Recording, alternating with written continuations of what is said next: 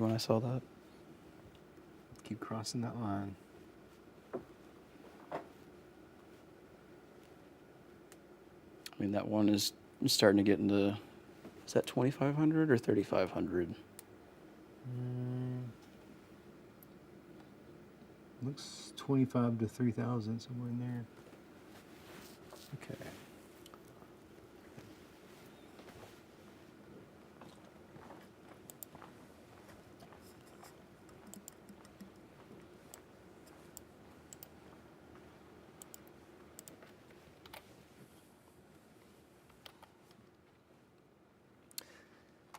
All right, good afternoon, everybody. We are live covering another severe thunderstorm warning. This one's going to be for Scott County, and I'll tell you, while it's right now just a severe thunderstorm warning, we have noticed a little bit of rotation. Not only is there a little bit of rotation in Scott County, our tornado watch, meaning conditions are favorable for the development of tornadoes, continues through 4 o'clock this afternoon. It is in an environment that is certainly supportive of some additional rotation. Right now, while there may be some rotation, it's not strong enough to warrant an actual tornado warning or a potential imminent tornado threat. Now, could that change? It sure could. So that's why we wanted to start this stream and get up here and be able to start tracking this for you. I'm going to take a closer look into this specific storm. What you're going to find, that's the only warning we've got in Scott County. It's going to be moving off towards the north and east. It may clip parts of Logan, but I think the majority of this is actually going to end up being over in Yell County. You can see Waldron, you've got a very strong thunderstorm here. It does have a tornado possible tag. Now, again, what does that actually mean? Why is that different than a tornado warning? It's kind of one step below. It's just an early heads up that, hey, over the next several minutes, things might start to get a little bit hairy out there if that rotation starts to tighten up, if it starts to strengthen, and given the parameters that are in place across Scott County and others, Logan and Johnson as well.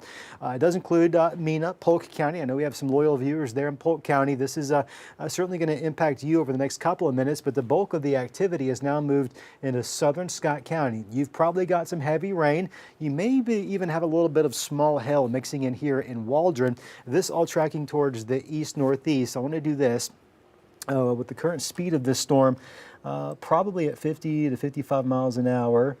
Let's see, 30s, moving a little bit slower, actually. Let's put a track on this. Let's give you an idea of who's in the path of this dangerous storm. Moving towards the northeast, this is going to give you just a few estimated times of arrival. Parks at 1:34, Harvey 1:55, NOLA at 2:01, Bluffton at 2:17. Just some ideas based off of current speed and trajectory of this specific storm that may inevitably impact you. Right now, there's likely going to be a decent amount of wind in this system, and you can kind of see the rotation. It's not very strong, but some rotation nonetheless. I'm going to circle it for you. This is where we would expect it, in this general vicinity right here. Again, if you're just now tuning in, maybe you're just now getting our mobile push alert on your cell phones, wondering what's going on.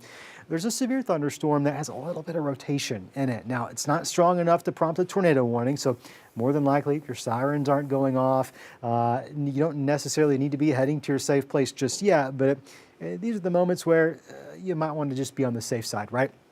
You might just want to be getting ready, getting those tennis shoes on, things of that nature. Getting a text message from one of our storm spotters, Michael. Thank you so much. I see where you're headed. Let me know what you see out there. This is going to be your area of concern. Not the most pronounced rotation signature we've ever seen. It's crossing out of Polk County. That's POLK, north of Mena into southern Scott County.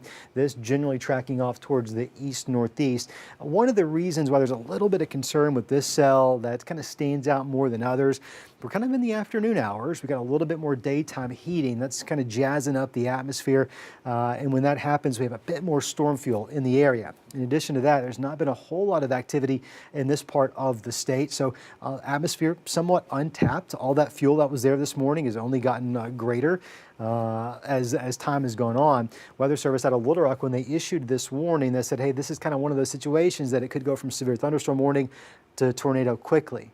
Does that mean it's going to? No, it absolutely doesn't. There's been a lot of things working against these storms. We've seen rotation already this morning into this afternoon from northwest Arkansas into the River Valley.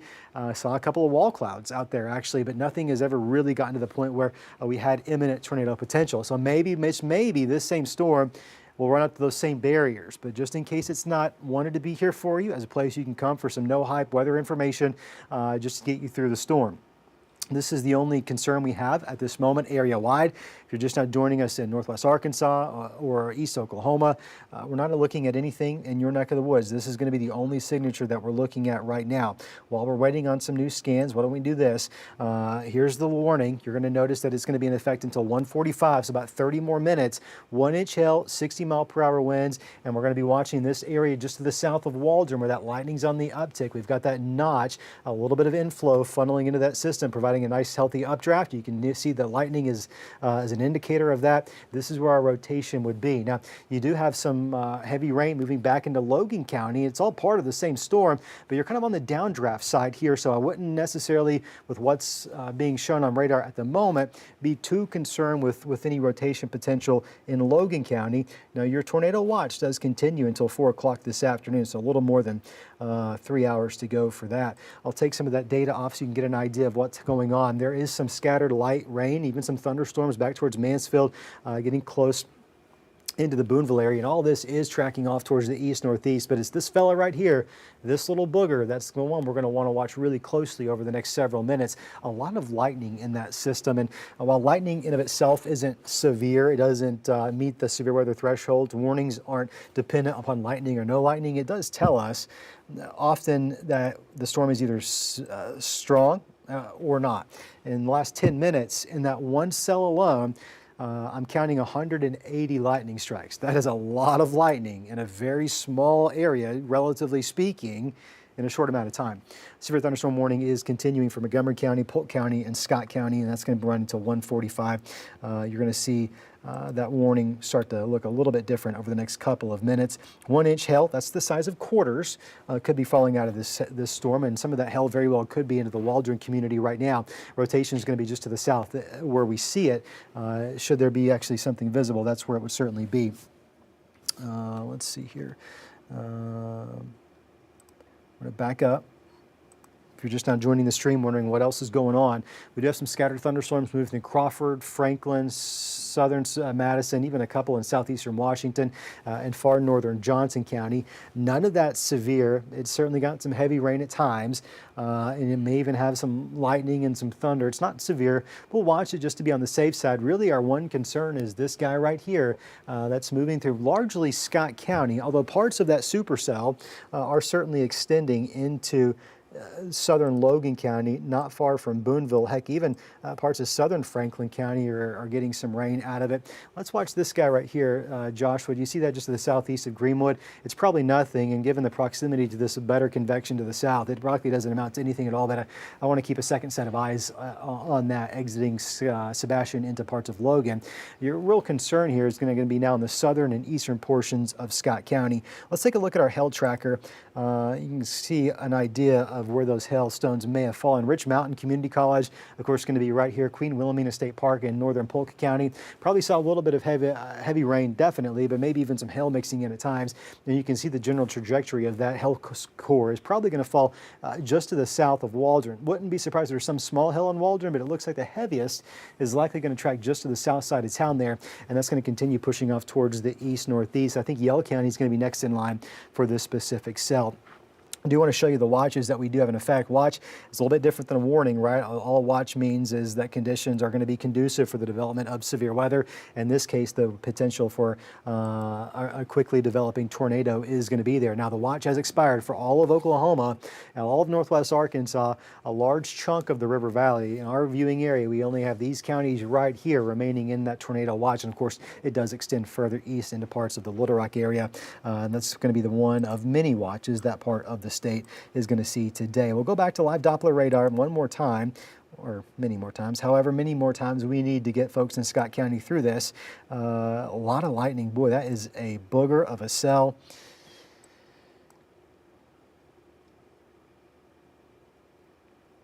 Not seeing a lot of changes with it. And just real quick, for that one that was in Sebastian County, headed into Franklin County that you mentioned a little bit ago, I just checked the echo tops for that. We're approaching about 47,000 feet with that, and That's some of tall. the scans are indicating that that might be closer to about quarter size at this point. So we're probably pushing nickels with maybe a couple of quarters mixed in here and there with that one. You know what? We're actually about to have in just moments another severe thunderstorm warning in effect for that specific cell. So, yep, there it is. Yeah. That's a really interesting supercell. That is a left-splitting supercell. You heard me ask Joshua about it a second ago. It caught my eye as something we needed to be paying attention to. This one is that's going to be interesting. Heads up Charleston, heads up Vesta. Let's say Calksville, Ratcliffe. Let's say Cecil, inevitably. Webb City up towards Ozark. You're now under a new severe thunderstorm warning, and it's because of this cell right here lifting off towards the east-northeast. That one's taking a bit of a strange direction there. It's a left-splitting supercell, meaning it's kind of breaking off of the other one. There's going to be a lot of cell interaction going on here. These are like siblings that don't get along. They're going to be fighting a little bit, okay? We'll have to see which one typically wins out. The southern one, I'll tell you, is probably going to have better inflow, a better source of moisture, and it's in an area that has been worked over a little bit more, the southern one being the one predominantly in Scott County. That doesn't mean this left split that's going to get ready to move into parts of Franklin out of Sebastian doesn't become severe or the dominant supercell, but certainly now we have two different cells we're going to want to watch very closely. This one specifically is the one that is most imminent with regards to rotation. We've seen that rotation. It's not strong enough to prompt a warning yet, but it is certainly some strong rotation. That's been somewhat persistent over the last couple of minutes. You can see it broadly right here. These green colors here are winds blowing towards the Fort Smith Doppler radar site, which is right here, of course. Reds are going to be winds blowing away from it. And where they start to merge and kind of spin a little bit, you can kind of see that dance there, that yo-yo effect going back and forth, back and forth. Well, this is where that broad level of rotation is going to be. Now, we're decent distance from the radar, so we have a pretty good sample of what's going on there in Waldron and Scott County. This is going to be your concern. What we'll do here now that we've gotten the big picture under control, let's take a closer look and get really up close and personal with this fella and get an idea of exactly where that rotation is. What I'd like to do here is give you some better idea of where it's at. Bowles, here's State Highway 71. So we're talking north of Y City. Hey, Josh, there is an RDOT camera in Y City. I think it points towards the south. If it points towards the north, let's pull it up. If it doesn't point to the south, if anyone from RDOT is listening, and apparently sometimes they're listening, if you could spin that guy back towards the north, we might be able to see something into that. Probably not, worth a shot. That's going to be there in Y City. If we can get that thing pointed towards the north, here's going to be your broad area of rotation. It's going to be just the east of Blansett, and it's going to be pretty much right on top of the 71. Let's see, what is that? You got that camera, Josh? Yeah, I have that camera. Okay, I'll let you pull it up. Okay. Here, let's see. So here's that camera located just outside of Y City. Okay, and that's pointing south, yeah. A lot of heavy wind, a lot of heavy rain, and as to be expected. Let's go back to this cell. We'll take another look here. I'd like to give you some estimated times of arrival based off of this out of Little Rock. Mesocyclone, very, well, I'd say it's more clear than it was.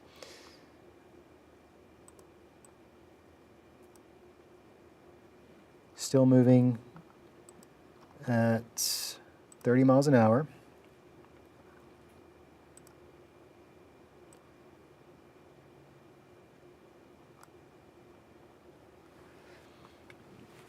Estimated times right now based off current speed and trajectory would be this right here on the left side of your screen. I'll let you spend some time marinating on that. I want to look at some other data here real quick to see if we can get any idea of what this dude is going to do.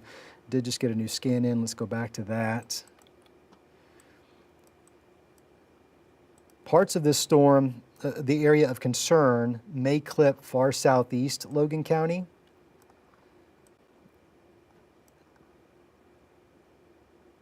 Magazine, it's going to be a little bit close for comfort. Blue Mountain, Sugar Grove, Golden City, a little bit too close for comfort. Waveland, once you get there into Yell County along State Highway 10, I would definitely be mindful of that. This is going to be coming up close to your direction. Now, the non-rotating part of this supercell, where there's a decent amount of rain falling towards Boonville, that's all that is right there. We do get a little bit further towards the north. We've got another supercell that's getting close to the Charleston area. It's right on top of Charleston. In fact, right now, I want to be very clear, it's right on top of Charleston. It's severe. Wind and hail are our primary concerns. I don't see a lot of evidence of rotation with that one specifically. That very well could change. Let's stay on top of that one. If you see anything on Gibson Ridge that's of concern, just let me know. This one's going to be lifting towards the north. And you can see, just simply based off the warning polygon, the direction of that one's going to be looking a little bit different.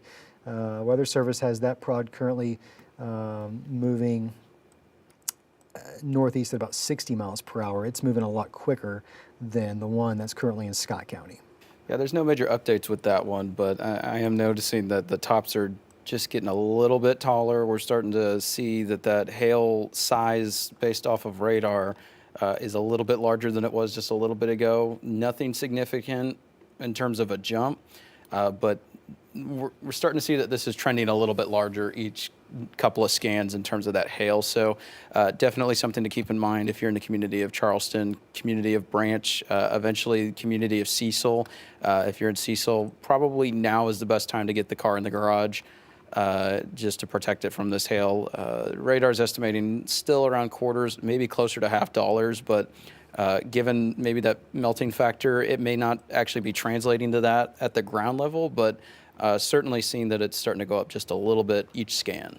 If you're just now joining us, we're tracking 2 severe thunderstorm warnings, one of which is in Scott County. It has what's called a tornado possible tag on it, and that tag is just the Weather Service's way of saying, right now, this is going to be a severe thunderstorm warning, but we're watching really closely some broad rotation that, should it strengthen and should it tighten up, would soon lead to a tornado warning. Now, that's a lot of ifs, right? And right now, that's not happening. Rotation is certainly there. I'll go back to our wind velocity. This is the way we detect the rotation. And what you'll find is just to the southeast of Waldron, there's a little bit of spin there. This is going to keep tracking towards Blue Mountain. It may clip right there. That triad is what I'm going to call it, between Logan, Scott, and Yell County. This general vicinity is probably where that strongest rotation would go. We can also look at our rotation tracker. It doesn't always handle these types of setups the best, but maybe it gives us a little bit of an idea. You can kind of see that rotation picking up in northwest Polk County, just to the northwest of Mena. Over time, it continuously moved up towards the Scott County area. That's what prompted that, and the potential for some hail and some wind prompted that severe thunderstorm warning. You can see it's not as pronounced as it was a few moments ago. Nonetheless, some rotation continuing there in southern Scott County. Let's see. Looks like we just got a new special weather statement for portions of Sebastian and LaFleur. Yeah, let's take a look at what's going on there.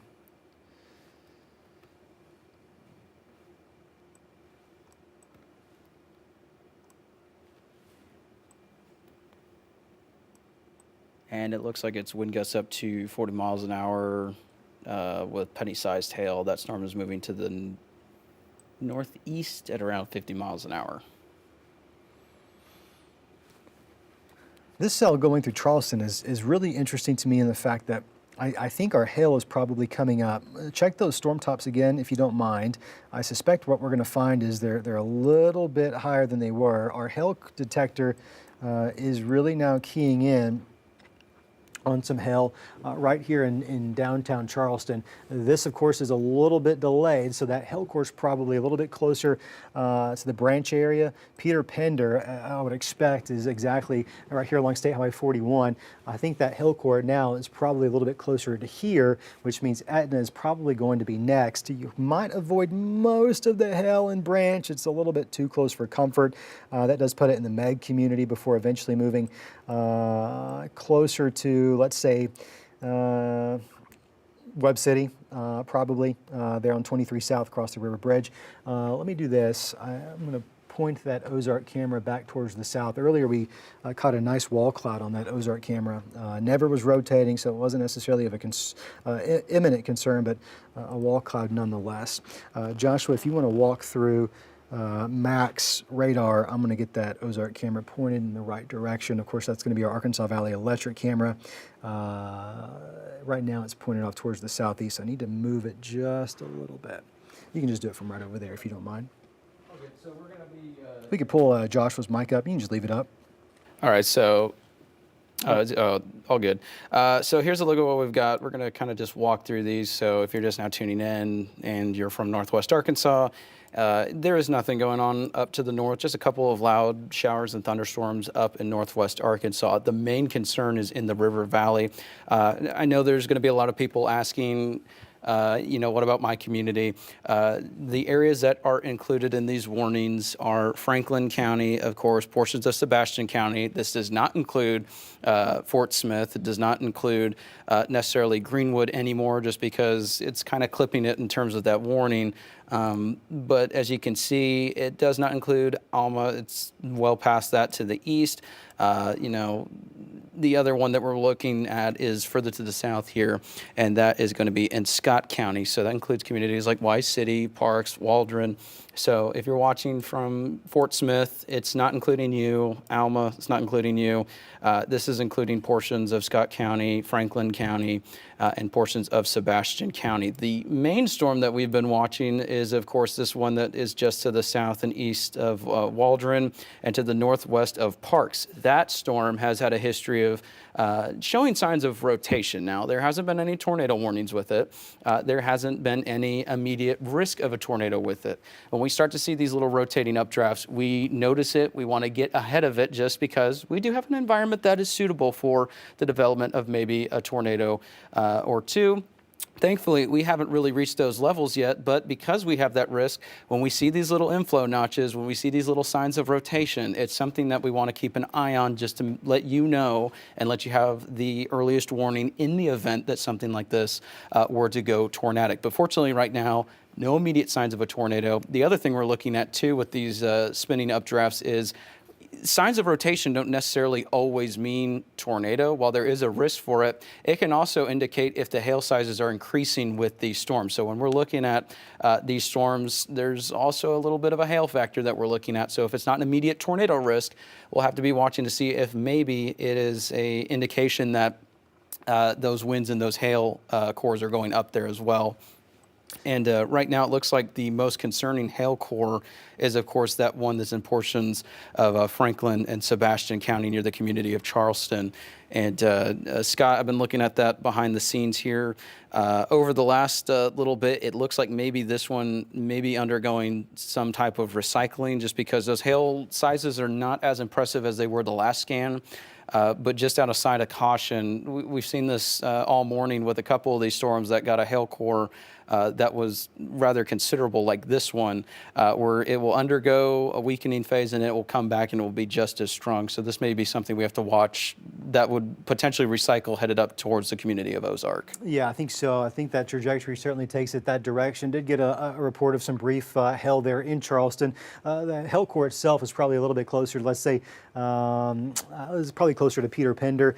Soon it's going to get closer to Webb City before eventually moving into the Ozark area. Should it maintain its current course? It sounds like from what Josh was seeing and some of our off-air data analysis that perhaps the storm may be slightly weaker at the moment. Let's see if that's a trend in which is inevitably going to win out, or is that something that is just a phase of this storm's life cycle. Maybe it's going to pulse back up. That's a real possibility over the next the next couple hours at the most for at least Franklin County. But we need to see what's going to be happening there. Looks like Sebastian County has been dropped from the warning. The reason the warning is now flashing on your screen is Weather Service out of Tulsa updating it to say, okay, Sebastian County, you're good. That storm that produced a little bit of hail, maybe some wind, has now squarely moved out of the area. It does include just Franklin right now. And the reason the warning has been issued is for that potential of some hail as well as some winds up to 60 miles per hour. I wouldn't be surprised necessarily. Oh, no, that was just cancellation. Wouldn't be surprised if this storm doesn't continue to strengthen. I'm looking at lots of different wind products here, not seeing any rotation in Franklin County at the moment, but the overall storm structure of the shape of it is concerning. The fact that it was a left split, which is basically breaking off of the initial supercell, tells me there's something in the atmosphere here that this storm is tapping into. The other thing to take note of, the lightning is quite up from where it was when we began this stream just a few moments ago. The storm's growing, not only in size, but clearly in intensity as well. This severe thunderstorm warning is going to run until 2 o'clock this afternoon. It includes Altus, Charleston, Ozark, Watalula, let's say Denning, let's say Webb City, Cecil. I've said Peter Pender. Charleston's still in the warning, although it looks like the strongest part of the cell now moving up to your north and east. Clarksville's in the warning, although I think you and Ratcliffe are probably kind of in between those two different supercells. This one's taking a bit more interesting of a path in the sense that this one's moving almost just due north. Or more north than east anyways, whereas the others were a little bit more east-northeast, and that just kind of speaks to the nature of these left-splitting supercells. They're not super common, and when they happen, they're happening because they've found something rooted in the atmosphere that's allowing them to basically deviate from all of the other storm motion. It's a whole bunch of technical mess. Other than all that to say, this is one we're going to really want to watch, especially with that lightning continuing to tick up as it does. Further off towards the south, Joshua, did you have something? I was going to say, and something else to mention too, we were talking about that one looks like it's weakening. The one that's near Washburn to its south looks like it's starting to take a similar path, but also the last couple of scans, while the one to the north's hail core has started to decrease, the one near Washburn's hail core looks to be on the up the last couple of scans as well. So we may need to watch that one near the community of Washburn and see kind of how that trends the next couple scans. It looks like it's still maybe trying to recycle further to the north, but the one to the south may be something that we ought to consider watching too in terms of hail. Yeah, absolutely. I appreciate that update. Let's go back into Waldron. I want to check rotation. We probably have a new scan to analyze here. It's just not there that it was, at least as I see it from the Fort Smith radar. I'm not seeing anything as pronounced as it was. In fact, what we'll do is back up. When we first started tracking this storm, so this was 109, this was a while ago, you start to see that spin in this general area. You can probably pick that out. Not as pronounced there, but if you come forward just a little bit, you start to see that rotation couplet is what it's called. It's when those winds start to spin in the atmosphere. A little bit stronger there. Got my heartburn up a little bit for folks there in Waldron. We started the stream, wanted to get here for you, but now it's not as pronounced as it was. That doesn't mean it might not change. Michael in Y City, ought to look to your north, and you might be in a decent enough position to see that. If you got our stream up, I'm hearing from a storm spotter in Y City. If you look to your north, you might be able to see, maybe northeast, might be able to see, but it's a lot of precipitation. It might be tough. In Boonville, you got a strong storm, Blue Mountain right there as well. It's a new severe thunderstorm warning. Boonville's got a strong storm. It's not severe warning in of itself. You're kind of in between two different supercells. Let me back out so I can show you this new severe thunderstorm warning that was just now issued. This is going to be for Yell, Logan, and Scott. So now Blue Mountain is in this warning. Here's the supercell right here. It's been trying to get its act together. It's inevitably soon going to be moving into Yell County, which technically isn't our coverage area, but I don't have anywhere else to be, so I'm just going to be here for you. We'll track it through parts of Yell County before passing the baton over to Little Rock. So if you're on this stream, I'll take care of you as best I can, as long as we can take care of our own counties here as well. This is another severe thunderstorm warning that includes, it's pretty much just all of Franklin County. The cell itself, perhaps producing 1 inch in diameter hail, as well as probably some strong winds that could, at their max, reach 60 miles per hour. That would be the high end of what we're looking at. Our Arkansas Valley Electric and Wave camera does show this. This is on the bluff there of the Arkansas River. It's pointed off towards the southwest. I'm going to see if I can't swing it over a little bit towards the due south. I appreciate it, but I'm so close to doing it, I'll just bump this guy right over. Yeah, you can't really see much at all. There's the river, of course. Bridge is going to be on to the left. You're looking through some really heavy precipitation, so I wouldn't expect to see anything other than a little bit of lightning. And I suspect if we were to sit on this long enough, we might actually see some lightning. And while we're at it, may ought to swing it to the northwest to see what that's looking like. The newest hail core looks to be kind of taking shape further to the north and west of Ozark. Radar is starting to push larger than half-dollar size with that latest update. Okay. So that would be just a little, I think that would be directly north of this camera at this point. Yeah, I can't spin it that direction. Okay. So we're going to be only be able to see south from that one. But some hail, perhaps north side of Ozark, up through Watalula. Let's see what the track shows. Keep in mind, this is often a little bit delayed, and you're actually looking at two different hail tracks. This is from the storm that moved through earlier. This is the one moving through right now.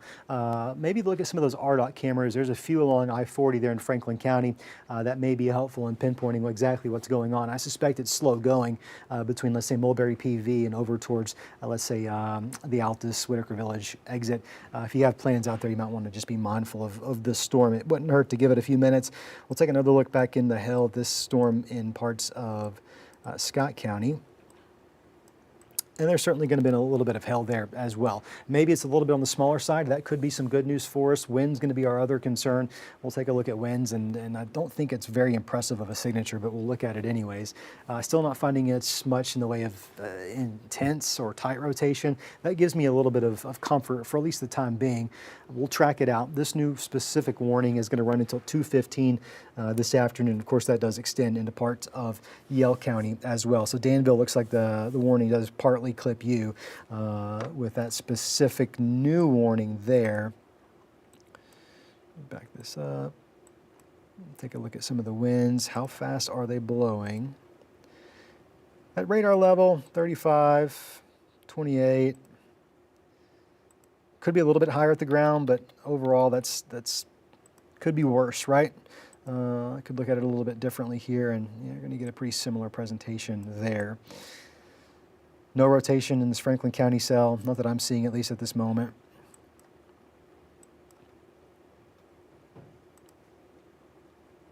Boy, it's an interesting cell, though. I mean, my goodness. Yeah, and there's still a little bit of a hail core to the south trying to hold together that's now entering the warned area, but still it's not as impressive as this one that's just to the north and west of the community of Ozark. That hail core would be located just over I-40, making its way further to the north-northeast. This is a good opportunity to kind of explain two of the key critical ingredients or aspects of a supercell. To have an actual supercell, you've got to have an updraft and you've got to have a downdraft, and they have to kind of work in sync with each other. So your updraft is going to be in this general area right here. It's where that supercell is pulling in some warm, moist air. Clouds are billowing. They're getting really tall up in the atmosphere, 40 to 50,000 feet. Just for some context, commercial airliners, about 30,000 feet, right?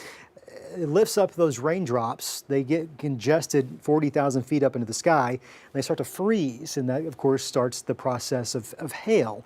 That hail will drop, but that updraft, if it's strong and if it's balanced, it'll push those hailstones back up. You'll get another layer of ice around that stone, and that process continues up until the point that hailstone itself becomes too heavy for the updraft to support it, and that falls out of the leading edge of the storm. In this specific case, that's why the hail core here probably going to be to the north side of Ozark. Looks like we're getting close to the pig trail there as you move up towards the Watalula area. It's possible it's just a lot of heavy rain mixing in with some hail at time, but I wouldn't be surprised if we don't have a little bit of hail there, 23 near 352. You're getting a little bit further up towards Cass, probably not as busy there. Of course, Craven's right here.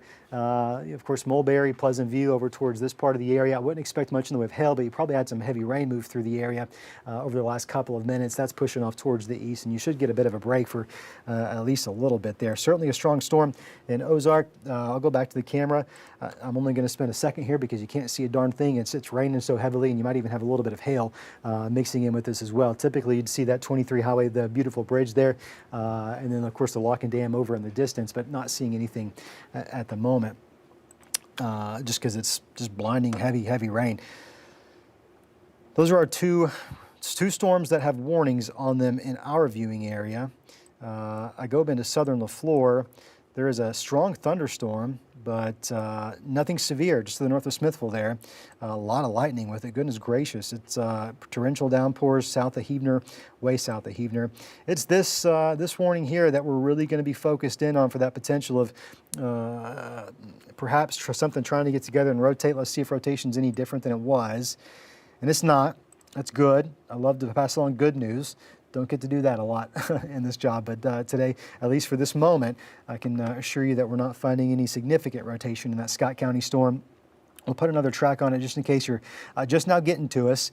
First things first, before we can put a track on it, we got to see how fast it's moving. And right now, it looks like it's moving northeast at about 45 miles per hour. So with that information, what I'll do is put the Doppler radar back on your screen, as well as a cone. And I'm going to draw it from the area where the rotation perhaps would be. Obviously, the rain's going to get to you before that, that area, as you can see. Blue ball, that puts it there, 159. Walter Reed at 207. Havana at 218. Danville at 225. Chamberlain Country Club at 228 this afternoon. That assumes it doesn't speed up or slow down. Sometimes that can happen, but it gives you an idea of when to expect some rain and some storms. In southeastern Logan County, really South Logan County, goodness, a lot of heavy rain here near Sugar Grove, Golden City. There's Highway 109. A lot of this is Highway 10, which I'll just bump it down. We're really close to Highway 10 right there. Highway 10 takes you from, gosh, Little Rock all the way through West Arkansas right here. So here's Magazine. We're all to the south. Rain's picking up in Magazine. You're probably hearing the thunder. You're probably seeing a lot of lightning. I can certainly see numerous strikes out there. Of course, Boonville right here. We're going to kind of be in between two different downpours. Light at the moment. Heavy rain picks up here real soon. There could be a little bit of hail mixing in with this. I think it's probably more heavy rain than anything else based off of what we have seen over the last few minutes with this cell. I'm going to do this for the last 30 minutes. This is what the general track and speed has showed us. It's a healthy supercell. I don't find any indications, at least as of right now, that it's necessarily weakening, although it may be undergoing some level of reorganization. I think what's happening out here in Yell County is quite interesting. This very well could become a supercell in of itself, perhaps trying to split off from the main one, which would be the second split that this system has undergone over the last half hour or so. We'll go back into Franklin County, and boy, that's another messy picture there as well. Weird cell interactions taking place. Let's make sure there's nothing spinning. I just don't see anything there. Yeah, and there's a couple little weird notches, but so far it doesn't really look like any sort of rotation may be occurring. Maybe some gusty winds closer to the southwest of Ozark, where it looks like almost a miniature bow, but it doesn't look like it's any sort of significant winds exceeding 60 or anything like that. Sure. So this is going to be where that hill probably was the largest. That was probably going to be right there south of 40, between 40 and 64. So here's Puddin Ridge Road right here. Here's the Pig Trail. KDYN, of course, right here, the radio station there. The hill is probably just off to the west here near Whitson Lane. It's probably been passing towards the north and east, so we're probably north of Workman's. Workman's is, of course, going to be right here, that gas station. It came really close to there. We're probably north of it at this point, north of City Lake. The City Lake there is probably where that hill is falling. Watalula, if it's not hailing there now, there's going to be a chance at least that this core is pretty much either going to be right on top of you or could be in the next couple of seconds. This data sometimes well to see, just updated it, right? We're pushing some of that hail now east of Highway 23, east of the Pig Trail towards the Watalula community. And that's going to continue pushing into far northeastern Franklin before moving into Johnson County. Hail looks to be the primary concern with that specific cell. I've not seen any rotation at all from it. It is a healthy supercell. That's an interesting feature there. Go back down here, and it looks like that rotation may be picking back up just a little bit. Just a little bit. This is going to be right along Highway 80, just to the west of Blue Ball. In fact, I think I can put a marker on that.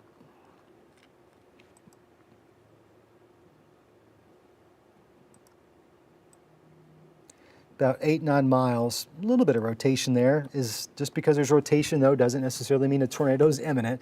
Believe it or not, we get a lot of rotation that you would probably never even know about, just because it's generally weak in nature and it doesn't ever become strong enough to prompt a warning. Right now, that is the case, but a little bit of a feature right here that has my attention. This is going to be just the east of Waldron, about 8 to 9 miles away from Blue Ball, which is going to be right here, and that track is going to continue pushing off towards the east-northeast. That'll take it close to that triad. That's what I'm going to call it today anyways. That Logan County, Scott County, like a Yell County line right there, which is going to be north of 80. That's probably where that would continue tracking over the next several minutes. We're not far from this being in Yell County, which would be technically in the Little Rock television markets coverage area. Given we're here on streaming, I'll do my best to take care of you, as long as I can take care of my folks here in the 5 News viewing area at the same time. So at some point you may want to, if you have interest in the Yell County area, the Yell County side of the storm, you may want to check out our sister station, THV 11, there out of Little Rock. Looking back into the Franklin County cell, still no rotation. It's strong though. There's a lot of rain with it, heavy rain. Probably got some very frequent lightning and thunder, but the hail has seemingly come down with this specific cell, at least in the Ozark part of it. The southern part, let's see, what else do we got down there? There were some hailstones, there's no question about that, and they may have been big right there on the interstate, just west of Puddin Ridge. Now it's probably north of Watalula. That'll be up towards 215 here real soon. So getting close to Bird's Adventure Center. We're in God's country up there. There's probably going to be a little bit of hail moving your direction. Cass, you may be getting into the thick of things as well. Cass Job Corp, of course, out there. Goodness gracious, that's some very heavy rain. Everything right now, radar indicated. I've not received any reports of hail on the north side of the river. Anyways, had a little bit of hail out of the Charleston community when that cell passed through. It's moving quickly. Forward wind speeds out of the storm, straight line wind speeds about 60 miles per hour. That's not guaranteeing everyone sees 60 miles per hour, but that is the max that you might expect. Weather Service out of Little Rock. Boy, this gets finky. We got 2 different Weather Service offices around the area, and one's in Little Rock, one's Tulsa. They take care of different counties. And you'll see here that the Weather Service out of Little Rock is issuing a severe thunderstorm warning in advance of this Franklin County cell moving towards the east-northeast. They're responsible for, goodness gracious, this is interesting. It's technical. They're responsible for the Johnson County portion as well as the Newton County portion. But Tulsa is responsible for the Madison County portion of this storm. So we'll see if Tulsa go ahead and follow suit and see if they won't draw up a warning that complements the one that the Weather Service out of Little Rock has just issued. It's also just a severe thunderstorm warning. It's also just a severe thunderstorm warning. Hail and wind are going to be the primary concerns with that specific cell. Looks like it's still coming down good there in Ozark. Backside of that storm now in West Franklin County over near PV. So with that moving as quickly as it is, you should be in fine shape over the next few minutes. Let's go back into Scott County. What's the update there?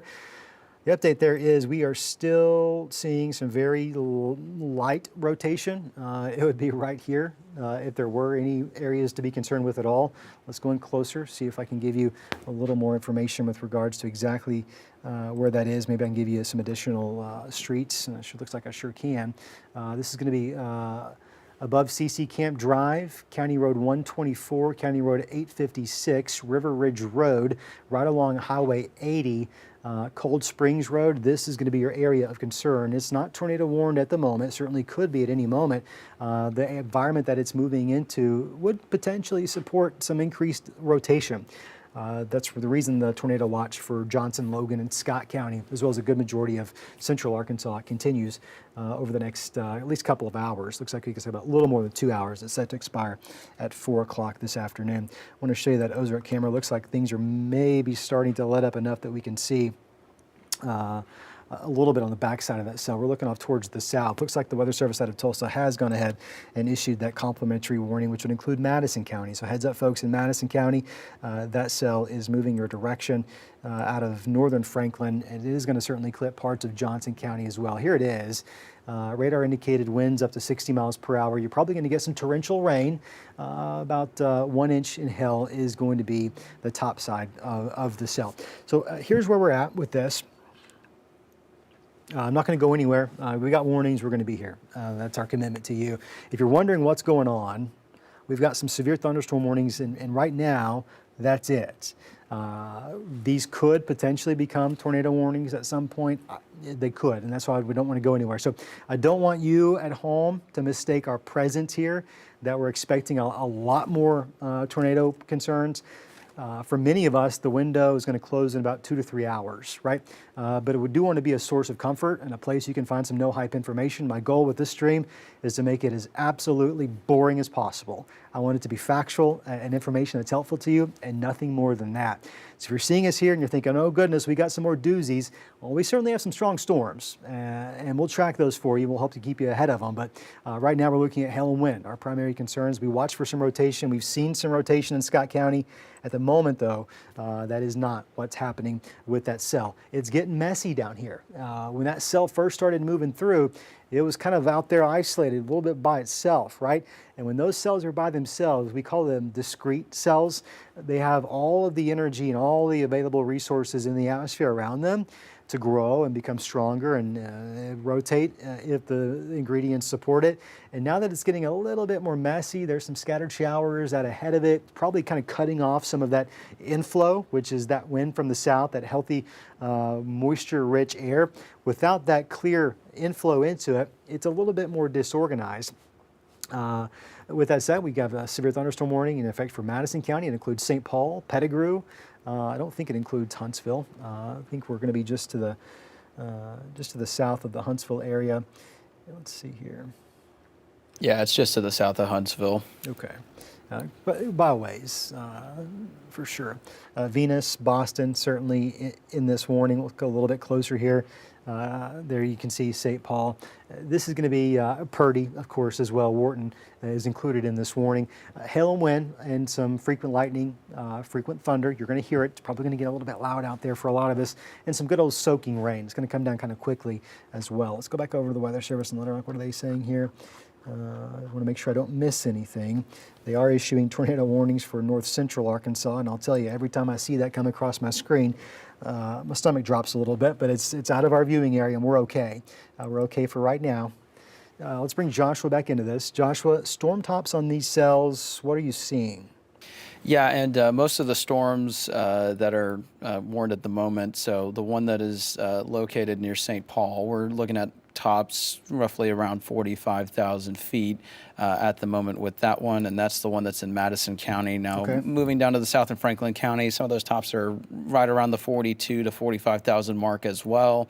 And then the one that's in portions of Logan and Scott County, that one is right around the 49,000 foot mark. So that one's getting a little bit taller. I also want to bring some attention to that storm. It's not warned right now, but the one that's entering southern Scott County, that one's tops are around 47,000 feet, and we're starting to see a little bit of a sign of maybe some increasing hail probabilities with that one, and that would be moving into southern Scott County here shortly into some areas that just saw some storms such as Weiss City and Bowles, and it looks like that's going to be bringing potentially maybe another round of some hail. Now, it's not necessarily significant. We're not talking ping pong ball sized or anything like that, but maybe some nickels, maybe a couple quarters mixed in, but not quite at severe limits at the moment. But it looks like it's on the strengthening side. I do definitely see what you're saying. There's that lightning uptick as well. In fact, this is a very electric thunderstorm. Goodness gracious. Let's see how much over the last 10 minutes alone. About 290 lightning strikes. That's a pretty healthy thunderstorm. Organization structure appears to be lacking at this point, which is why there's no severe thunderstorm warning on it specifically. But let's see what it does. Let's see if it doesn't try to organize.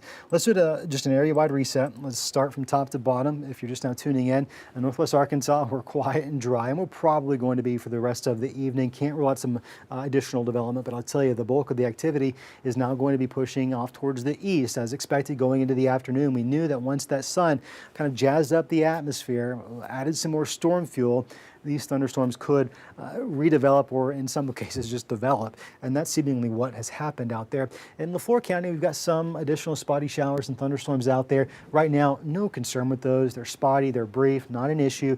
We keep an eye on stuff like that just because in an environment like this, you never really know what it can develop into. There's a decent amount of fuel. There's a decent amount of wind shear overhead. It's windy out there, right? And that plays a critical factor in a lot of this. So we'll be mindful of that and see how it progresses off towards the east. That could could bring some additional rainfall to southern Sebastian and certainly into parts of Scott County there as well. That, of course, coming out of LaFleur. We do have these thunderstorm warnings all the way from southeastern Madison, a good chunk of Franklin, although it looks like the bulk of the activity is now exiting Franklin County. Logan County, I know you got a lot of rain, a lot of thunderstorms coming through. Right now, the severe warning for Logan County is really for the southern edge there. In fact, Paris, while the storm is heavy and it's loud and there's probably a decent amount of rain getting ready to come down in Paris. Right now, you're not in either of the warnings. You can see you're kind of like riding between it. Boonville just did the same thing. They were right in between those two different warnings.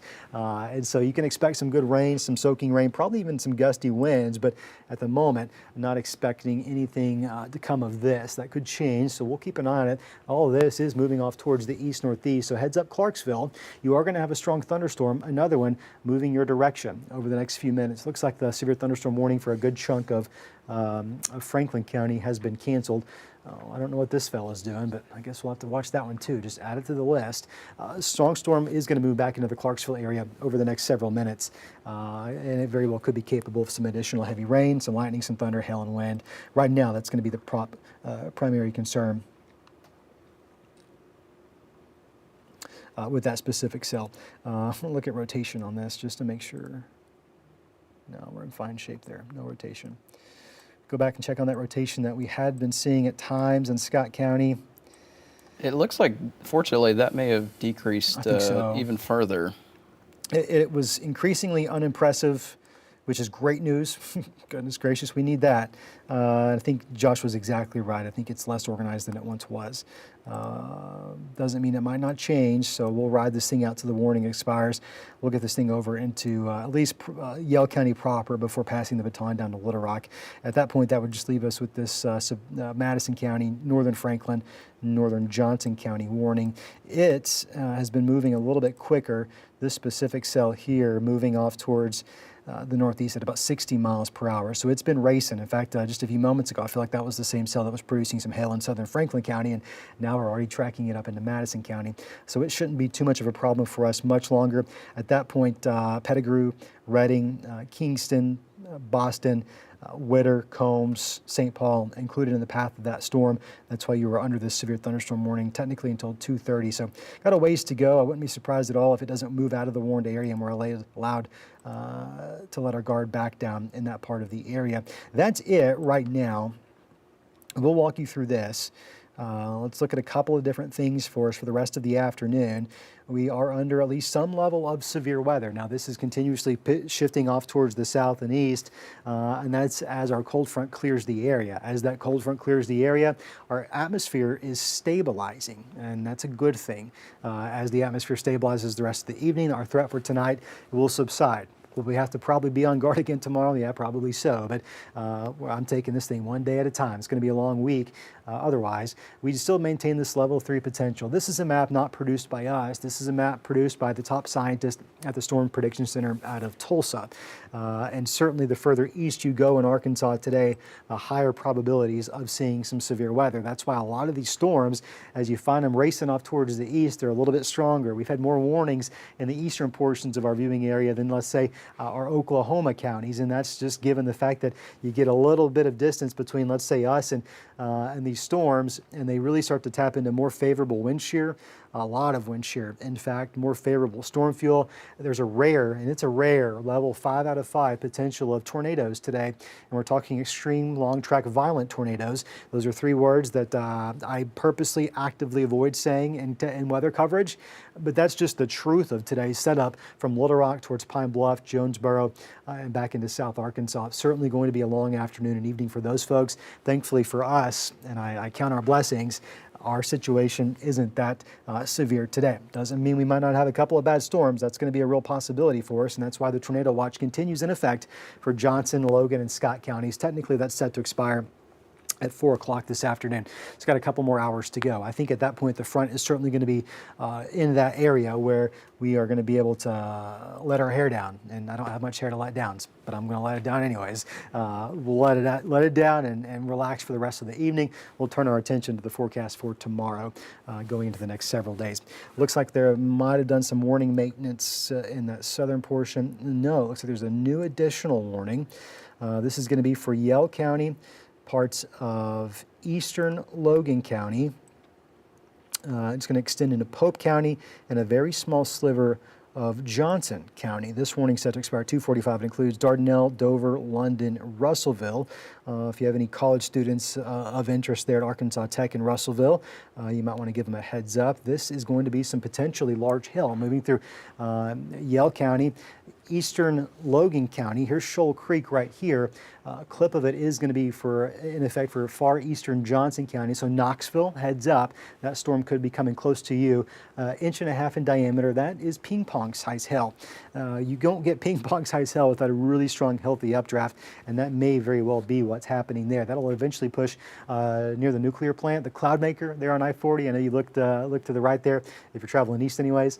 That's going to be crossing the Arkansas Nuclear 1 power plant really close to that area. The Hellcorp certainly is, and before eventually passing up towards Dover. Not our weather coverage area, at least not the Pope County side, but certainly the Logan and Johnson County side is. Delaware community right there along State Highway 22 between Delaware.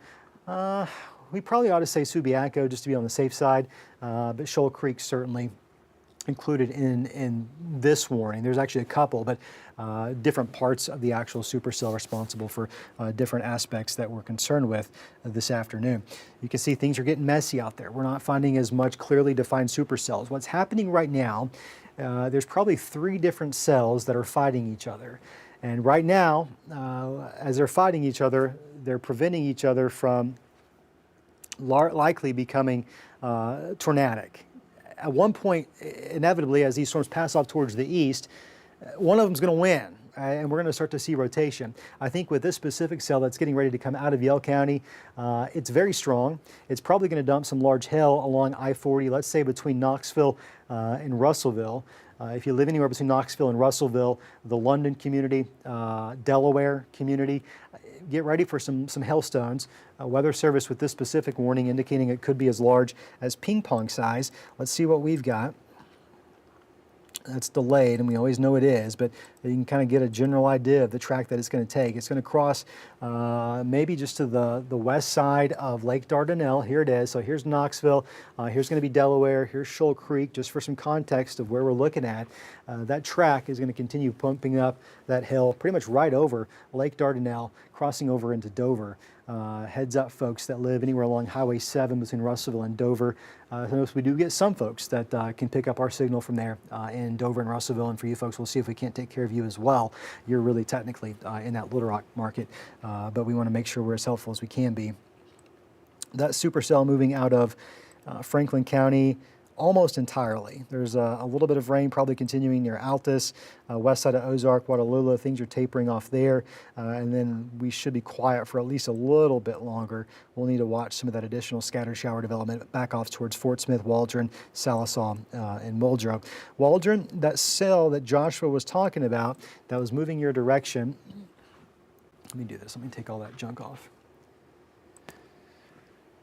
It's not severe, but goodness, from Blancett through Waldron, Y-City, my goodness, it is a large supercell, super soaker. It's not really technically even severe right now. We'll see if it doesn't try to grow into something. It's a bit more organized than perhaps it once was. Look at all those lightning strikes. Goodness, I bet it is loud. Yeah, and they just put a special weather statement on for that here just a little bit ago for 50-mile-per-hour winds and nickel-sized hail. So we're close. We're close to that severe weather threshold. That tells me, Joshua, and you can, I'd love to know your thoughts. That tells me it's probably going to end up becoming severe. So folks in Waldron, you might want to get ready for another severe thunderstorm warning over the next few minutes. Southeast Arkansas, okay, not a concern for me right now. A lot of rain coming down Paris, Logan County. It's going to get heavy at times.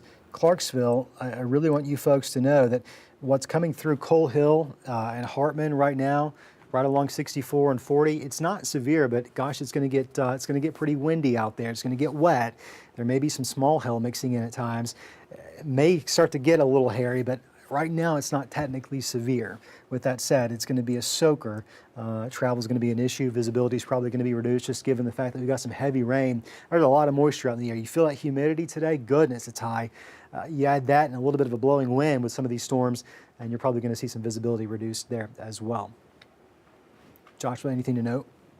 Yeah, it's not an immediate risk or anything like that, but just noticing that there's a little bit of rotation starting to come up on the Polk County side of that storm that we were just talking about, just to the south of Y City. It's not necessarily an immediate tornado risk, but starting to see a little bit more of those greens and reds a little bit closer to each other. And while it's not warned and while it's not an immediate tornado threat, it's just that kind of day where when we see these little areas, it's just something to monitor and keep a very close eye on. So not an immediate tornado risk, but definitely we've been seeing that storm.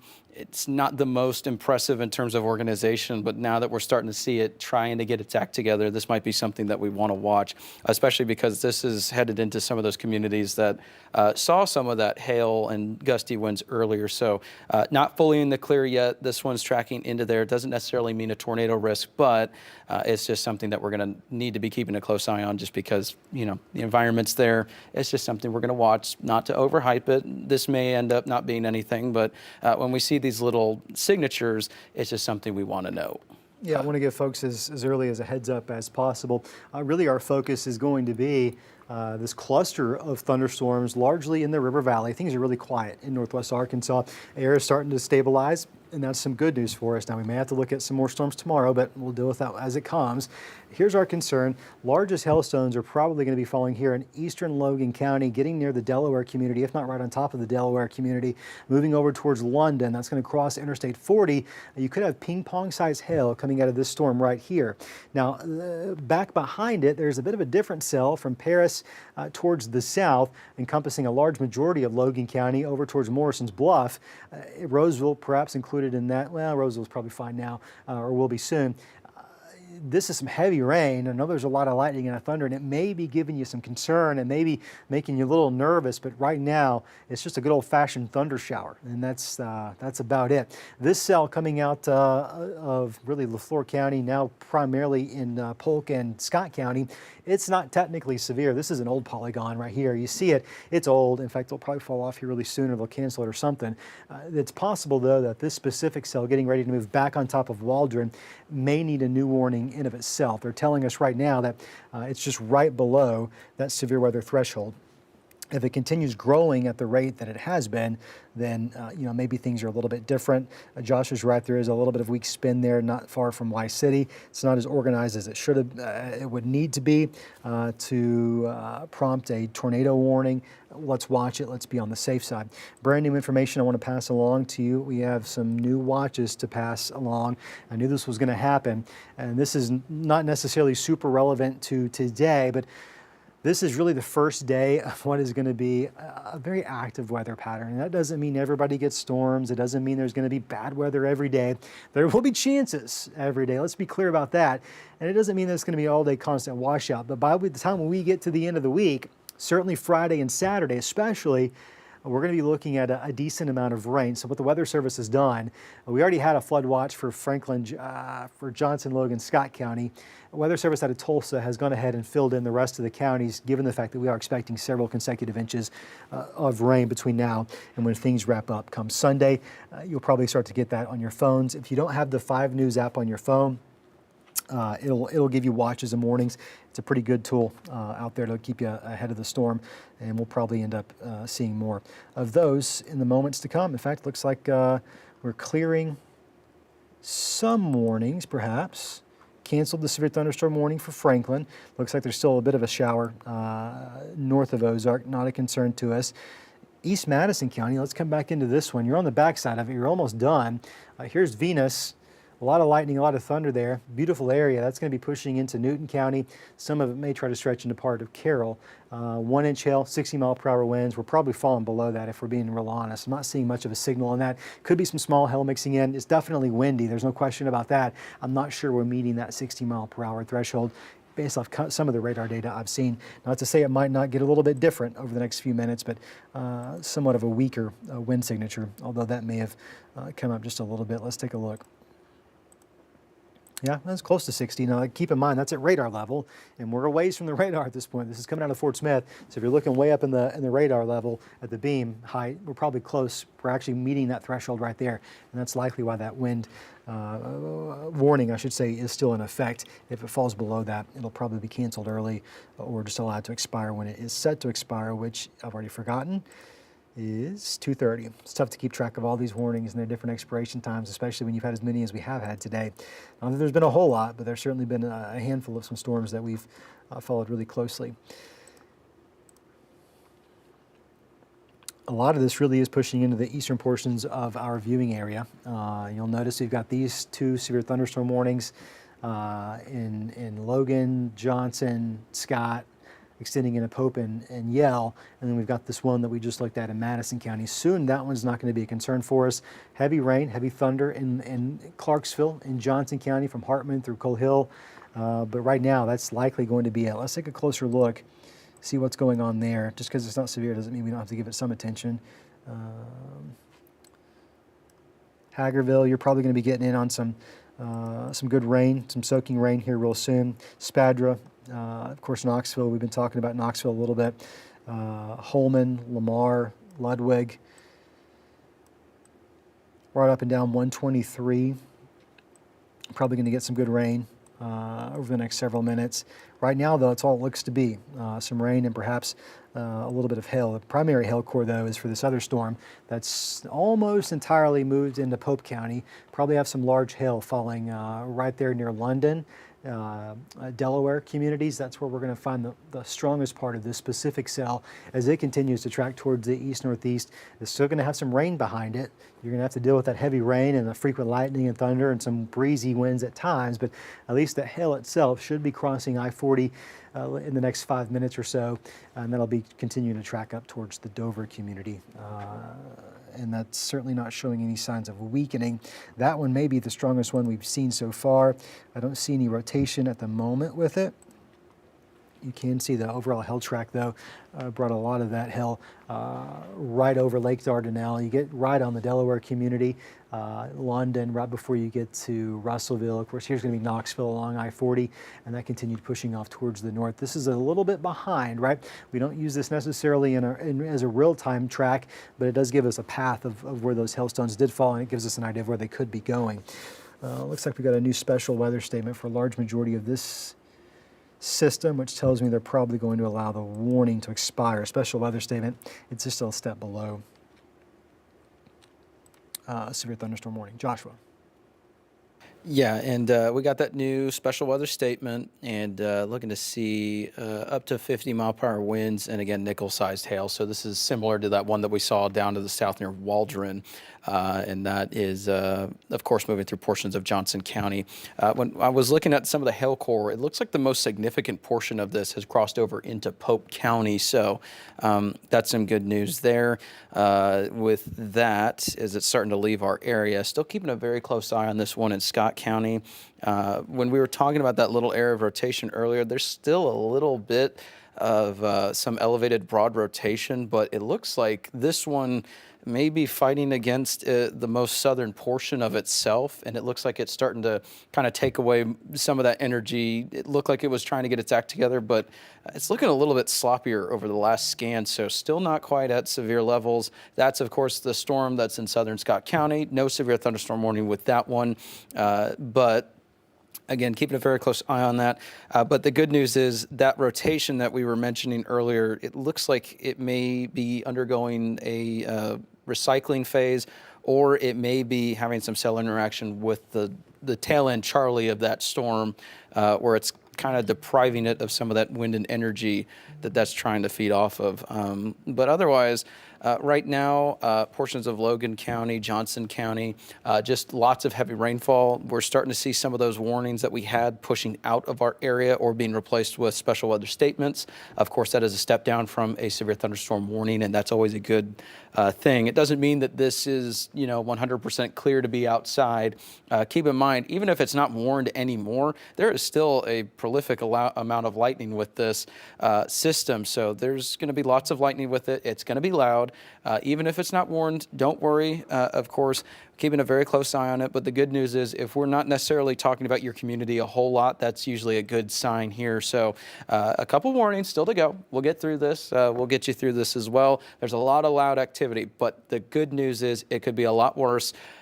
Right now, we don't really have any sort of rotating thunderstorm that's an immediate tornado threat, but that's why we're here. We have that environment that is, of course, favorable for the development of storms that could reach strong to severe limits with a tornado threat. But so far today, we've had a couple of areas of rotation that, of course, we've been monitoring, keeping a close eye on, but we haven't actually reached that tornadic level so far today. Hopefully it stays that way, still keeping an eye on the radar, but, for the time being, it looks like really most of the storms in our market are really just damaging wind and large hail potential. And even that large hail potential doesn't really look like it has exceeded any sort of $half size. We have seen warnings that were showing larger hail possible, but the good news is looking off to the side here at these reports and stuff, we haven't really seen any sort of photo evidence that would indicate anything larger than maybe $half or maybe a couple ping pongs. So that's some good news there. Yeah, I would absolutely agree with that. We're tracking 2 warnings that remain in effect, at least for the time being. I wouldn't be surprised to see another warning issued at some point. But right now, it's primarily going to be southeastern Madison County. That warning technically is set to expire here at 2:30. The bulk of the storm is actually moved out of Madison County. So that's probably going to drop off the map. Maybe we have to let it ride out until it's set to expire at its original expiration time. The other warning does include parts of eastern Logan, parts of southeastern Johnson. Really, the bulk of that storm there is moving through parts of Pope County. That's where some large hail is probably going to be falling as we speak. Looks like the hail core has tracked across Interstate 40, well on its way up towards Dover. We'll take another look into Scott and Logan. There are 2 very strong thunderstorms. They're just not severe at the moment. In fact, what I'll do is I'll take that warning off because we've just discussed that one. These 2 cells, this one that's almost taking up the entire Scott County border, Waldron, you got that's a big old storm. It's not severe. It's close to being severe, not meeting those thresholds yet. So that's why you don't see any warnings. It's possible it could continue to strengthen. So I want to be on top of that for you. Second storm, backside of the other one. There's many. Moving through parts of Logan County, eastern Logan County, east of Paris. So Paris through, let's say, Subiaco, all the way over towards Delaware. That's going to be some heavy rain, frequent lightning, frequent thunder, probably going to get a little bit gusty out there as well. Clarksville's also not under any type of warning at the moment, but you also have a pretty strong cell moving through the area. A lot of lightning on the backside of this cell, so you're going to have a lot of heavy rain. There could be some small sub-severe, so hail that's not meeting that threshold to trigger a warning right there in Clarksville. And of interest, of course, back up towards the west, we continue to track some spotty downpours. These are primarily in LaFleur County, although this one's going to move through southern Fort Smith, not far from the airport out there. That one's going to be coming close over to the Doppler radar once more. It's not severe, and at this point, I would guess it probably wouldn't become severe, but ain't no reason to guess. We'll just track it. We'll wait and see. Van Buren, you have a light shower moving through the area. That very well could pass close to Van Alma, south of Alma there, near Frog Bayou, the wildlife management area. Could come close to that before inevitably tracking off towards the east. The atmosphere is starting to stabilize a bit further towards northwest Arkansas.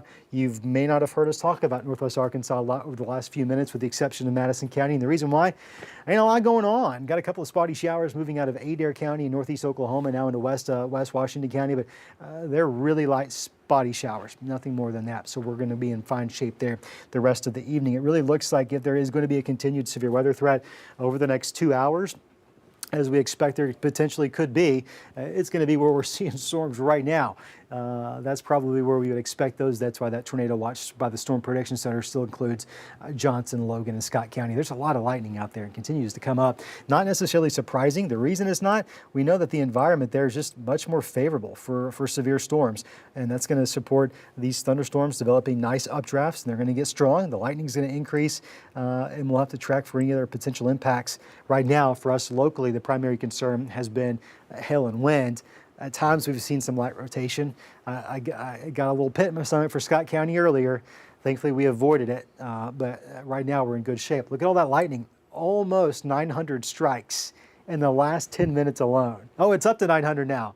902 strikes in the last 10 minutes alone, largely in the River Valley, into the Ouachitas.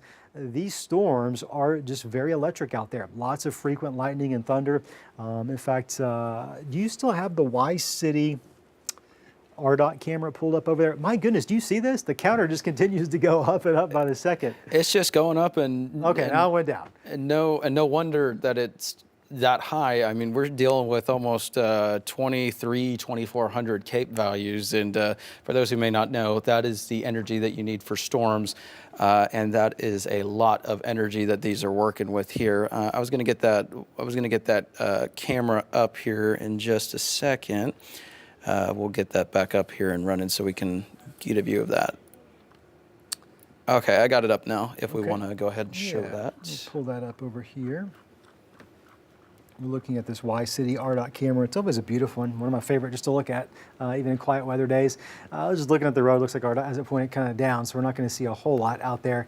It's also looking off towards the south, but some rain continues. It's probably going to be heavy. Hey, over the next couple of days, we're really going to have to watch these creeks and these rivers and these streams.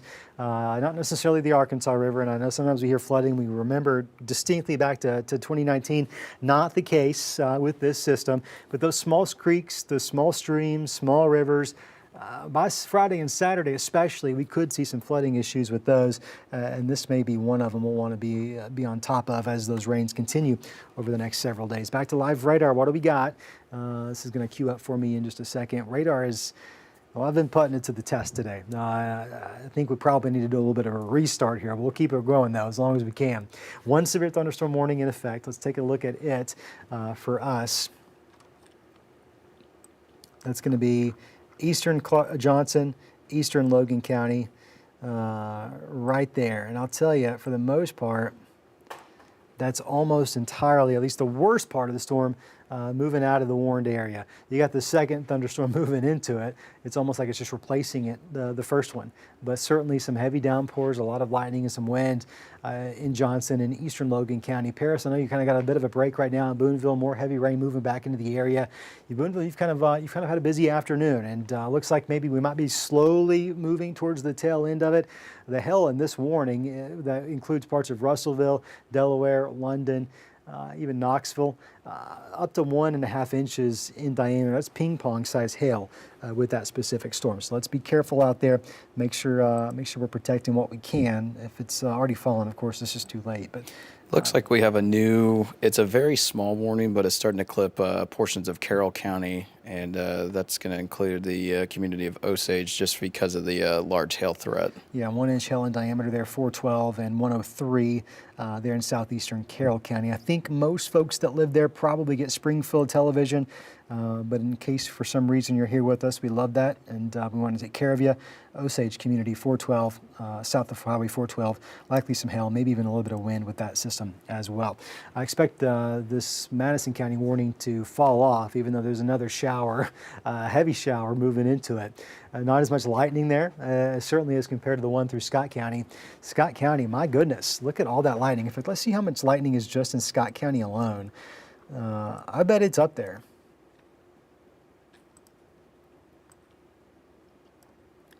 .338 strikes over the last 10 minutes. That's a lot of lightning in just one county, and that's going to continue pushing into portions of Logan, on the south side of Logan County there near Boonville. So you're getting a strong thunderstorm. It's just not severe in Boonville. That's the good news. North of Tate there, Paris, you're going to see some rain move back into the area. May not be as heavy as it was earlier. The bulk of that activity now moving over Shoal Creek right now. Scranton, of course, you're seeing quite a bit of those rain showers, heavy thunderstorms, not severe at the moment. Do we have a new Madison County warning? or that expires the old one. Let's back out. I believe that expires it. Yeah. We'll probably see that Madison County warning fall off. Well, it's going to expire in 2 minutes anyway, so that's going to be that right there. Taking another look, let's go back into Fort Smith. There's a little shower there, little fella, bringing some more rain. Things were slow to develop this morning, much slower than I anticipated in Fort Smith. I really feel like somebody had a rainstorm shield that they just put up, and it held most of the morning, but then of course we got those storms to roll in. Had a little bit of hail coming out of LaFleur County through Picola, Panama, back towards Poto as well. This little thunder shower, there's maybe a lightning strike or two there, a little bit of thunder, mostly just some heavy rain right there north of 71. It's going to be moving towards downtown Fort Smith here real soon. That track very well could take some of those showers, raindrops into Van Buren. May get close, may not entirely make it all the way there. Barling, though, very well could see some rain. In fact, we'll loop this over the last 30 minutes or so. Off towards the northeast. So, and maybe Van Buren probably does. Maybe Barling doesn't get as much at all. It's moving a bit more northeast than I expected it. This is the last 30 minutes. I know it's going by quick. It's developing kind of quick right on top of the radar. Kibler could see some rain. Van Buren, that Van Alma area right there along Interstate 40. Got a couple of showers already. You probably got some heavier rain moving your direction out of Oklahoma, crossing the state line right now towards the northeast. Not severe. Ain't nothing I'm concerned about at the moment. In fact, I'll say the atmosphere in theory, Joshua, check the meso analysis if you don't mind. Atmosphere there should be a little bit more stable than it has been most of the day. Yeah, there's still some energy there, so no wonder there's getting some lightning with it. It's still showing about 1,500 Cape down there, but okay. That is certainly much better compared to the almost 3,000 we were seeing just a couple of hours ago. So it's starting to wind down just a little bit. That's some good news there. Still can't rule out maybe this one producing maybe some gusty winds with it. But right now it's just a springtime thunderstorm. So just stay indoors just because of the lightning risk. But overall, no severe weather risk necessarily with that one yet.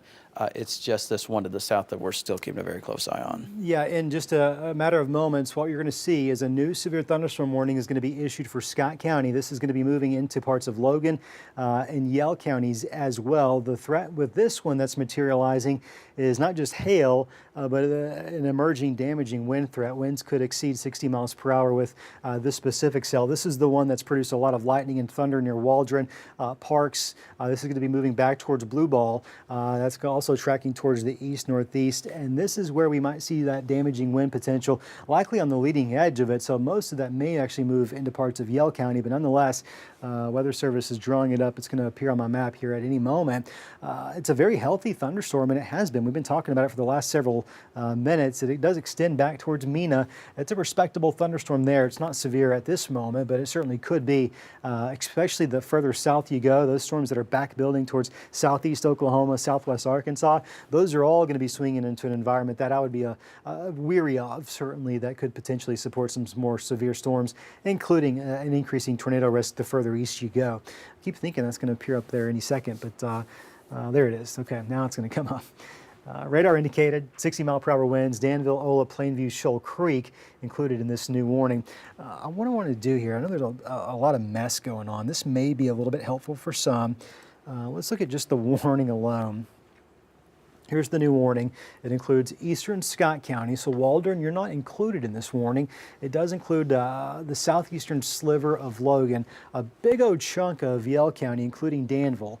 Let's take a tighter look. We'll get some more towns to pop up on the map here. This is just going to be for damaging wind potential.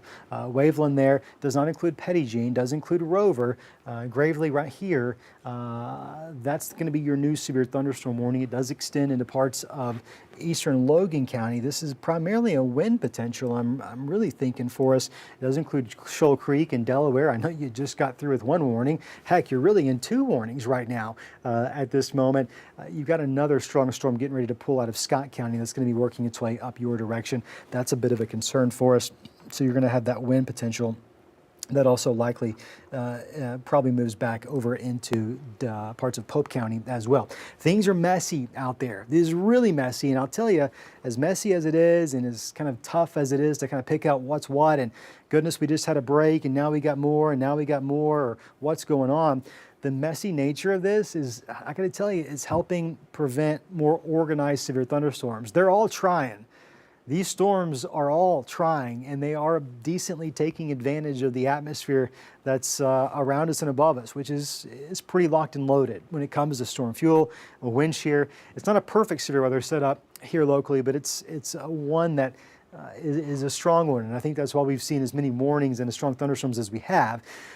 If there were fewer of these, or if they were spaced a little bit further apart, they would probably be more strong. But the fact they're kind of fighting each other, and they're starting to train over each other, meaning we're moving over areas that have already kind of been worked over, kind of getting some leftovers, if you will, of the atmosphere, some sloppy seconds. That's why we're starting to see some of these storms not as organized. They're still strong, though. That's a concern for us, but nonetheless severe. And so that's why we want to track these for you until the threat's entirely passed out of our viewing area, which may be a couple more hours. It may be 4 o'clock when we hit that 4 o'clock newscast before we're able to totally sound the all clear for our neck of the woods.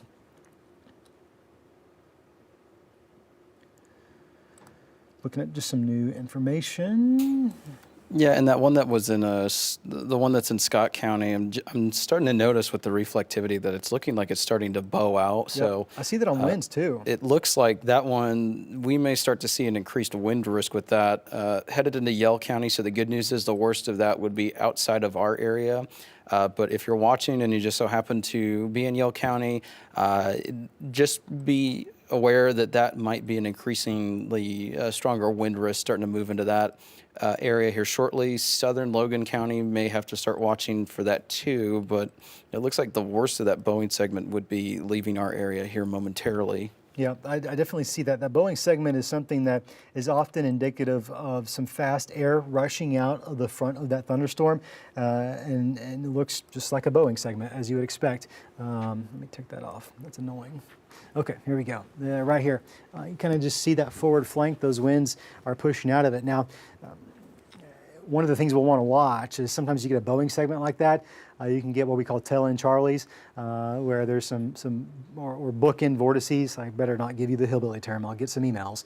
I'll give you the official term, bookend vortices on either side of it. I don't see that out there right now, but that's where you could see some little eddies of rotation develop. Often those are really weak and short-lived tornadoes. I don't see that right now. I say that to you just to say this. It's something that I want to watch over the next few minutes, and we'll do just that. That storm, though, moving out of Scott County, got a ways to go before it's entirely out.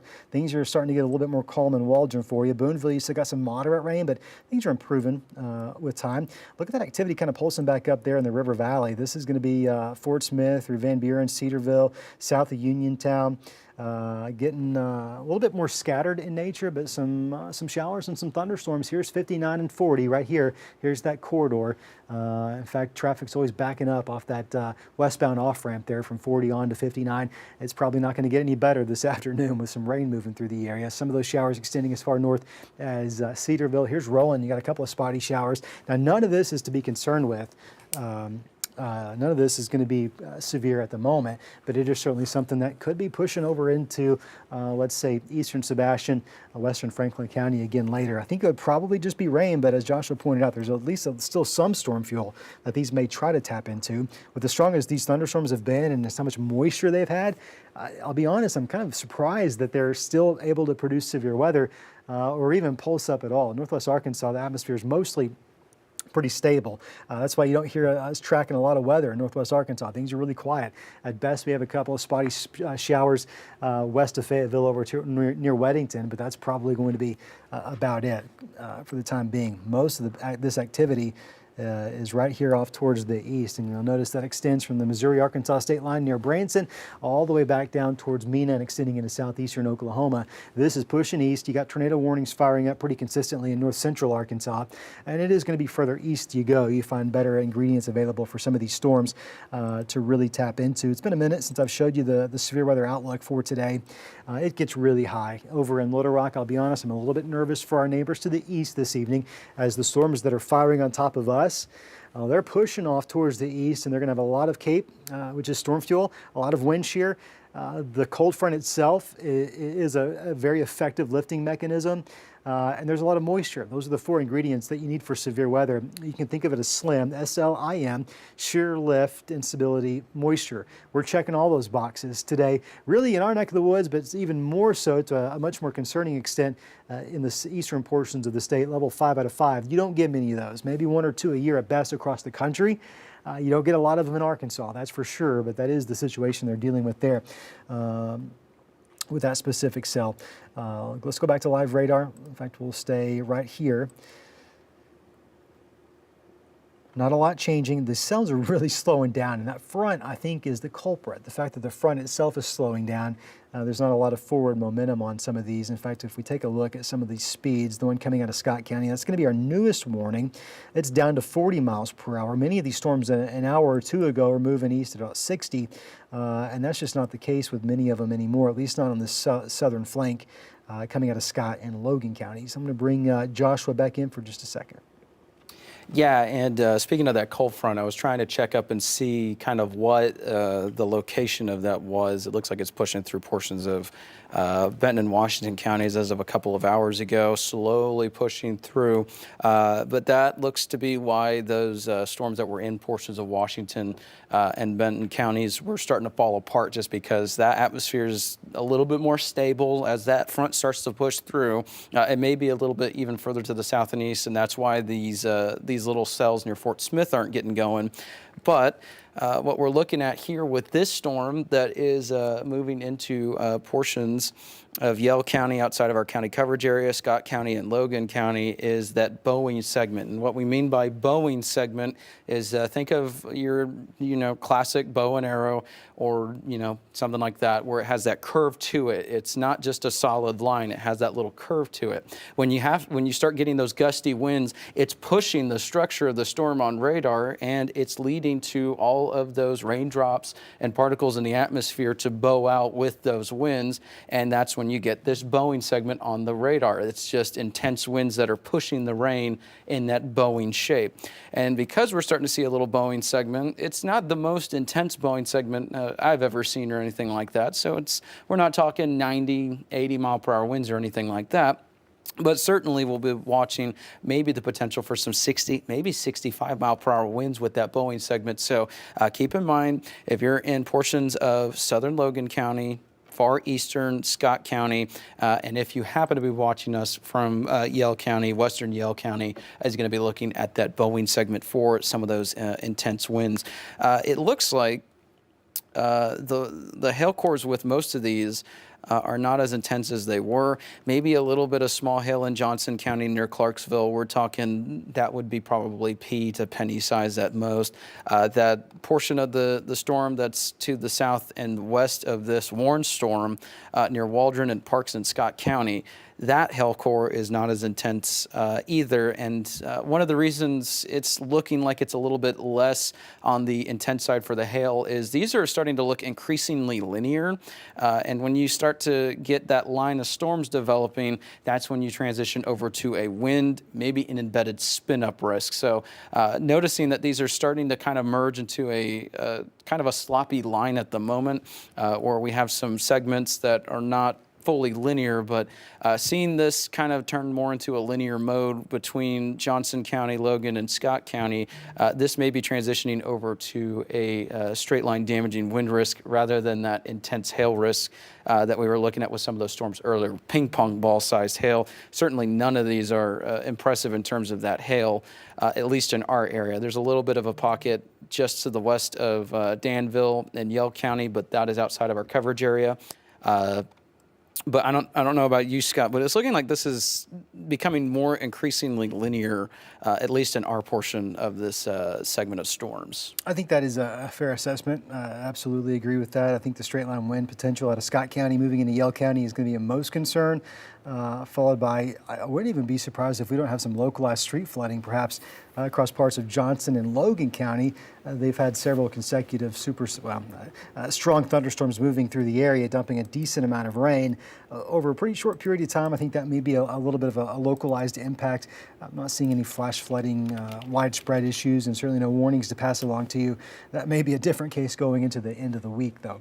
We'll want to be really mindful of that come Thursday, Friday, Saturday, maybe even into Sunday. I did notice a little bit of a spotty area of rotation in Polk County near Big Fork. You can probably pick it out pretty easily. Now, not exactly the best radar data there, just kind of we're given a little bit far away from it.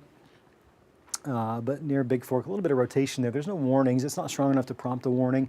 Something that you might want to watch out for if you're in Polk County. I know we do have some loyal viewers there, and we want to take care of you.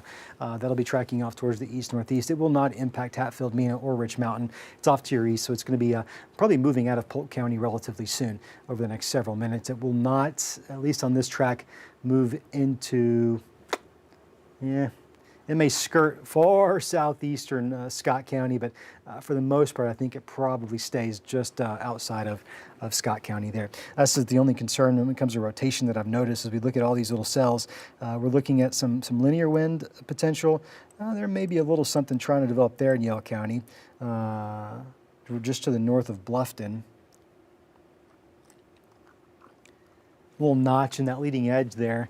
It's a weak signal, but it actually looks pretty similar to a signal that produced a tornado in Tulsa Metro earlier this morning. So there ain't nothing to ignore. We'll want to keep an eye on that.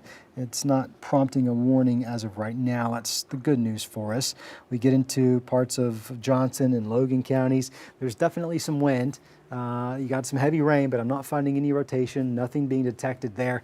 The bulk of that is probably going to be exiting Johnson and Logan over the next few minutes. Rain mode does show a very healthy thunderstorm, but it's for the most part just some rain, just some heavy rain. We'll maintain that potential for some damaging winds for the next few minutes with this cell, although that warning should be getting ready to expire. Let's see, when is that? At 2:45, so yeah, just a couple seconds. That'll probably fall off. It doesn't look like that's going to be reissued. This warning that includes eastern Scott County, southeastern Logan, and a good chunk of Yale County runs until 3:15 this afternoon. So we got a little bit longer to go for that one. I'll tell you, I think the bulk of the severe potential is really going to be on this leading edge here.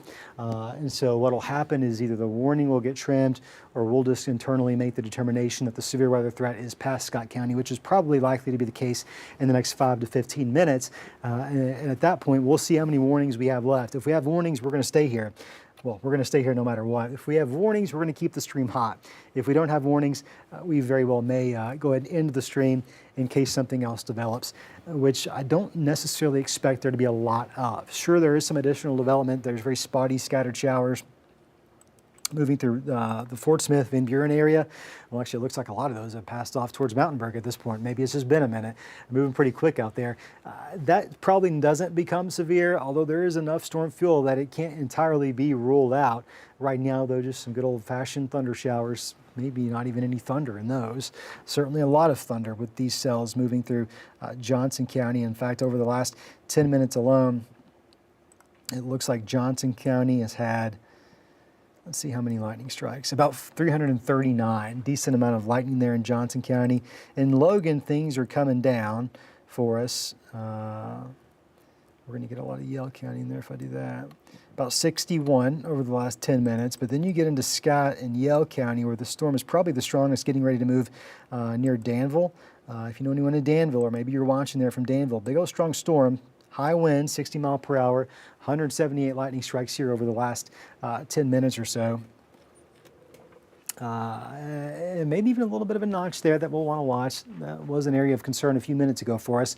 I'm not seeing anything necessarily too closely, although Weather Service now saying that little notch I was watching a couple seconds ago very well could have some low-level rotation with it. Let's take a look.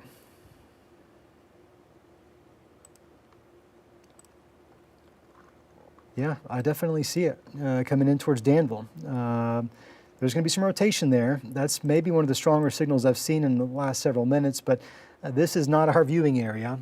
We are definitively in Little Rock. So if you have interest in the Danville community, I'd like to highly recommend you make that shift over to one of the Little Rock television stations. Personally, I'm of course going to recommend the one that I worked at before I came here, THV 11. That's our sister station there, CBS 11. They have an app just like we do. Works just the same. You want to find the information there. That very well could be on the path of producing a tornado warning, which would include parts of Danville. Certainly some rotation on the west side of Danville, northwest of Rover. Here's where it's going to be. I've actually drawn the circles backwards, interestingly enough, but at any rate, that's going to be moving up towards Danville. It may try to cross back into Pope County, closer to the I-40 corridor. Weather Service there out of Little Rock is watching that low-level rotation increasingly closely, but right now, not issuing that warning just yet. And it looks like we have a new severe thunderstorm warning for portions of Scott County, and the Weather Service looks to be warning that for ping pong ball sized hail. Wow.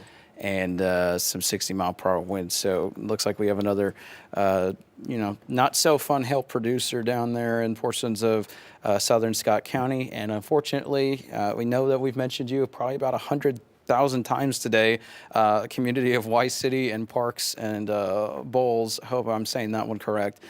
That is kind of where that hail core would be located, just near 270 and Highway 71, kind of in that little corner of Scott County to the south.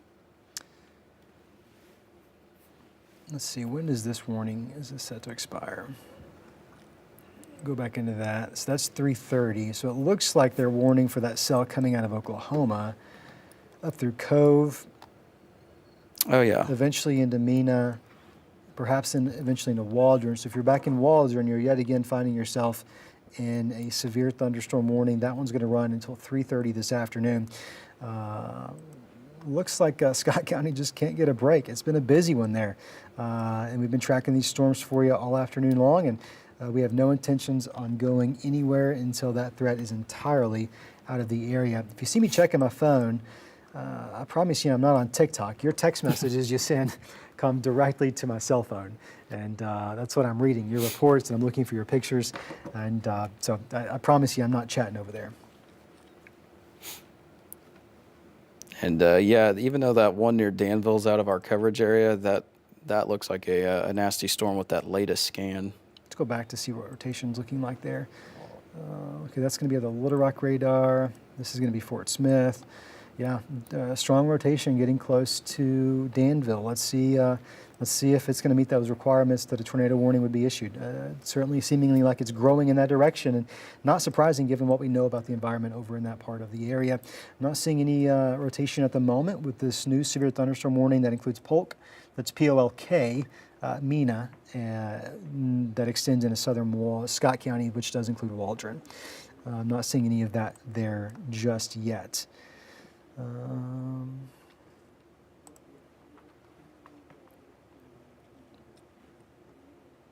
lot of rain, goodness gracious. In fact, I wonder if I can do this.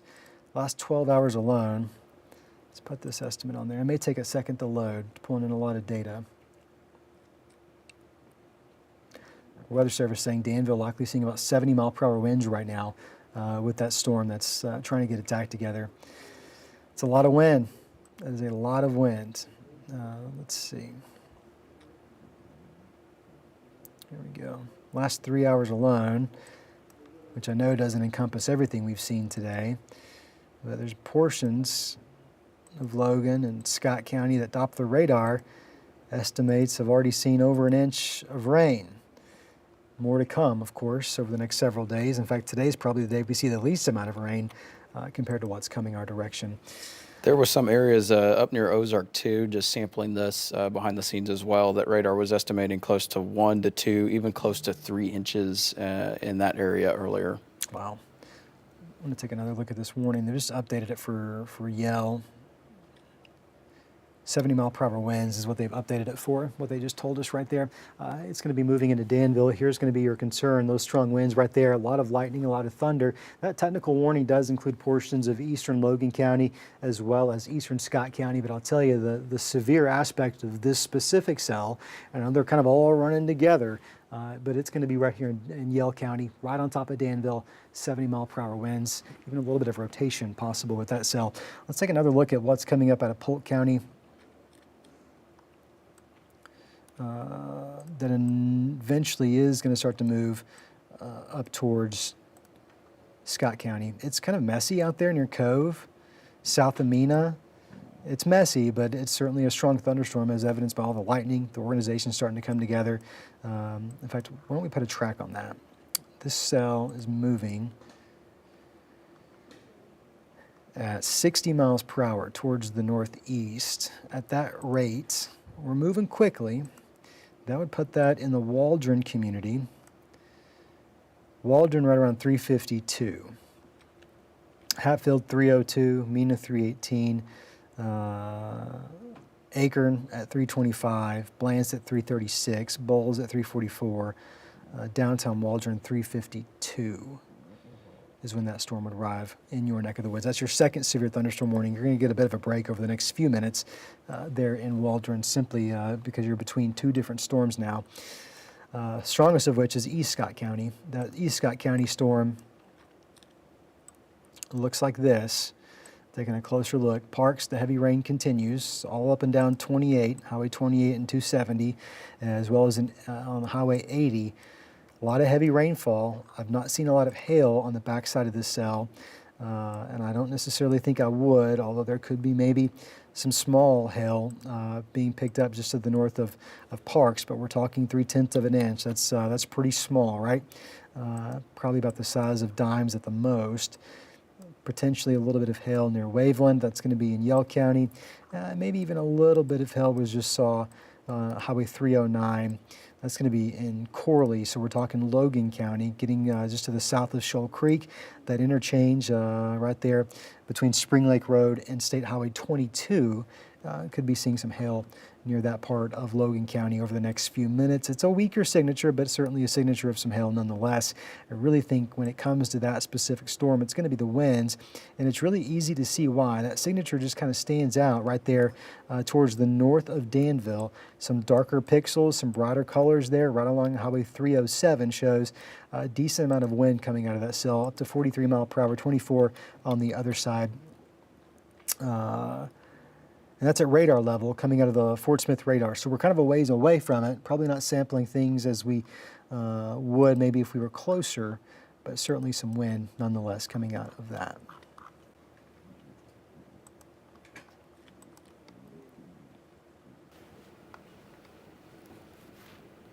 Do an area-wide reset here. Just take a look.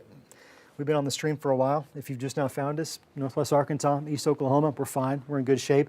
We have a broken line of thunderstorms, many of which are severe, some of which are producing tornadoes in north central Arkansas. Here locally, there's a little bit of rotation in Yell County, but that's it with regards to our neck of the woods. We do maintain these thunderstorms are slowly, and they're slowly pushing up towards the east-northeast. They're starting to train over each other, and when we start talking about training, it means that there's a thunderstorm moving on top of each other, on top of each other, on top of each other, storm after storm after storm, right on top of the same areas. You start to get a little bit of rain, and we've already seen one, maybe as high as 2 inches of rain over the last 3 to 4 hours alone with some of these thunderstorms. So the fact that we continue to see some of these push and build off towards the southwest, those tracks taking them over the same areas, does give me a little bit of a flash flood concern. Right now, the imminent potential with these warnings, it's hail and wind, 60 mile per hour damaging straight line wind gust. That's going to be the ceiling. That doesn't mean everybody sees that, but that's the ceiling, a reality with some of these storms. You also could be seeing some 1 inch in diameter hailstones. The exception to that rule being the storm that's currently in Polk County, POLK, so south of Waldron, could have ping pong size, which is 1.5 inches in diameter. Joshua, let's bring you back into this. Yeah, and still keeping a very close eye on the radar, of course, and monitoring that storm that's moving into portions of Polk County, and that's going to be making its way eventually into Scott County. Now, interestingly enough, this is one of the taller storms that we've seen. The one that's over near Vanderhoot in Polk County, that top is right around 52,000 feet. So wow. That is a tall thunderstorm. Definitely still watching that large hail potential. The warning is for ping pong ball sized hail. Given the tops that we see here, I'm definitely not questioning that, just because, as we've mentioned throughout the day, the taller the storm, the stronger the updraft to suspend those hailstones. And then once it's suspending those hailstones for a long period of time, higher up, stronger updraft, they bump into each other, they grow in size, they eventually become so heavy that they fall to the surface because the updraft can't hold it anymore. So when we're talking 52,000 feet, that is incredibly tall with this storm. So it may not look that all impressive with the radar, but certainly this may be one of the more significant hail threats that we've seen so far today. And I see that you've put that storm near Danville up.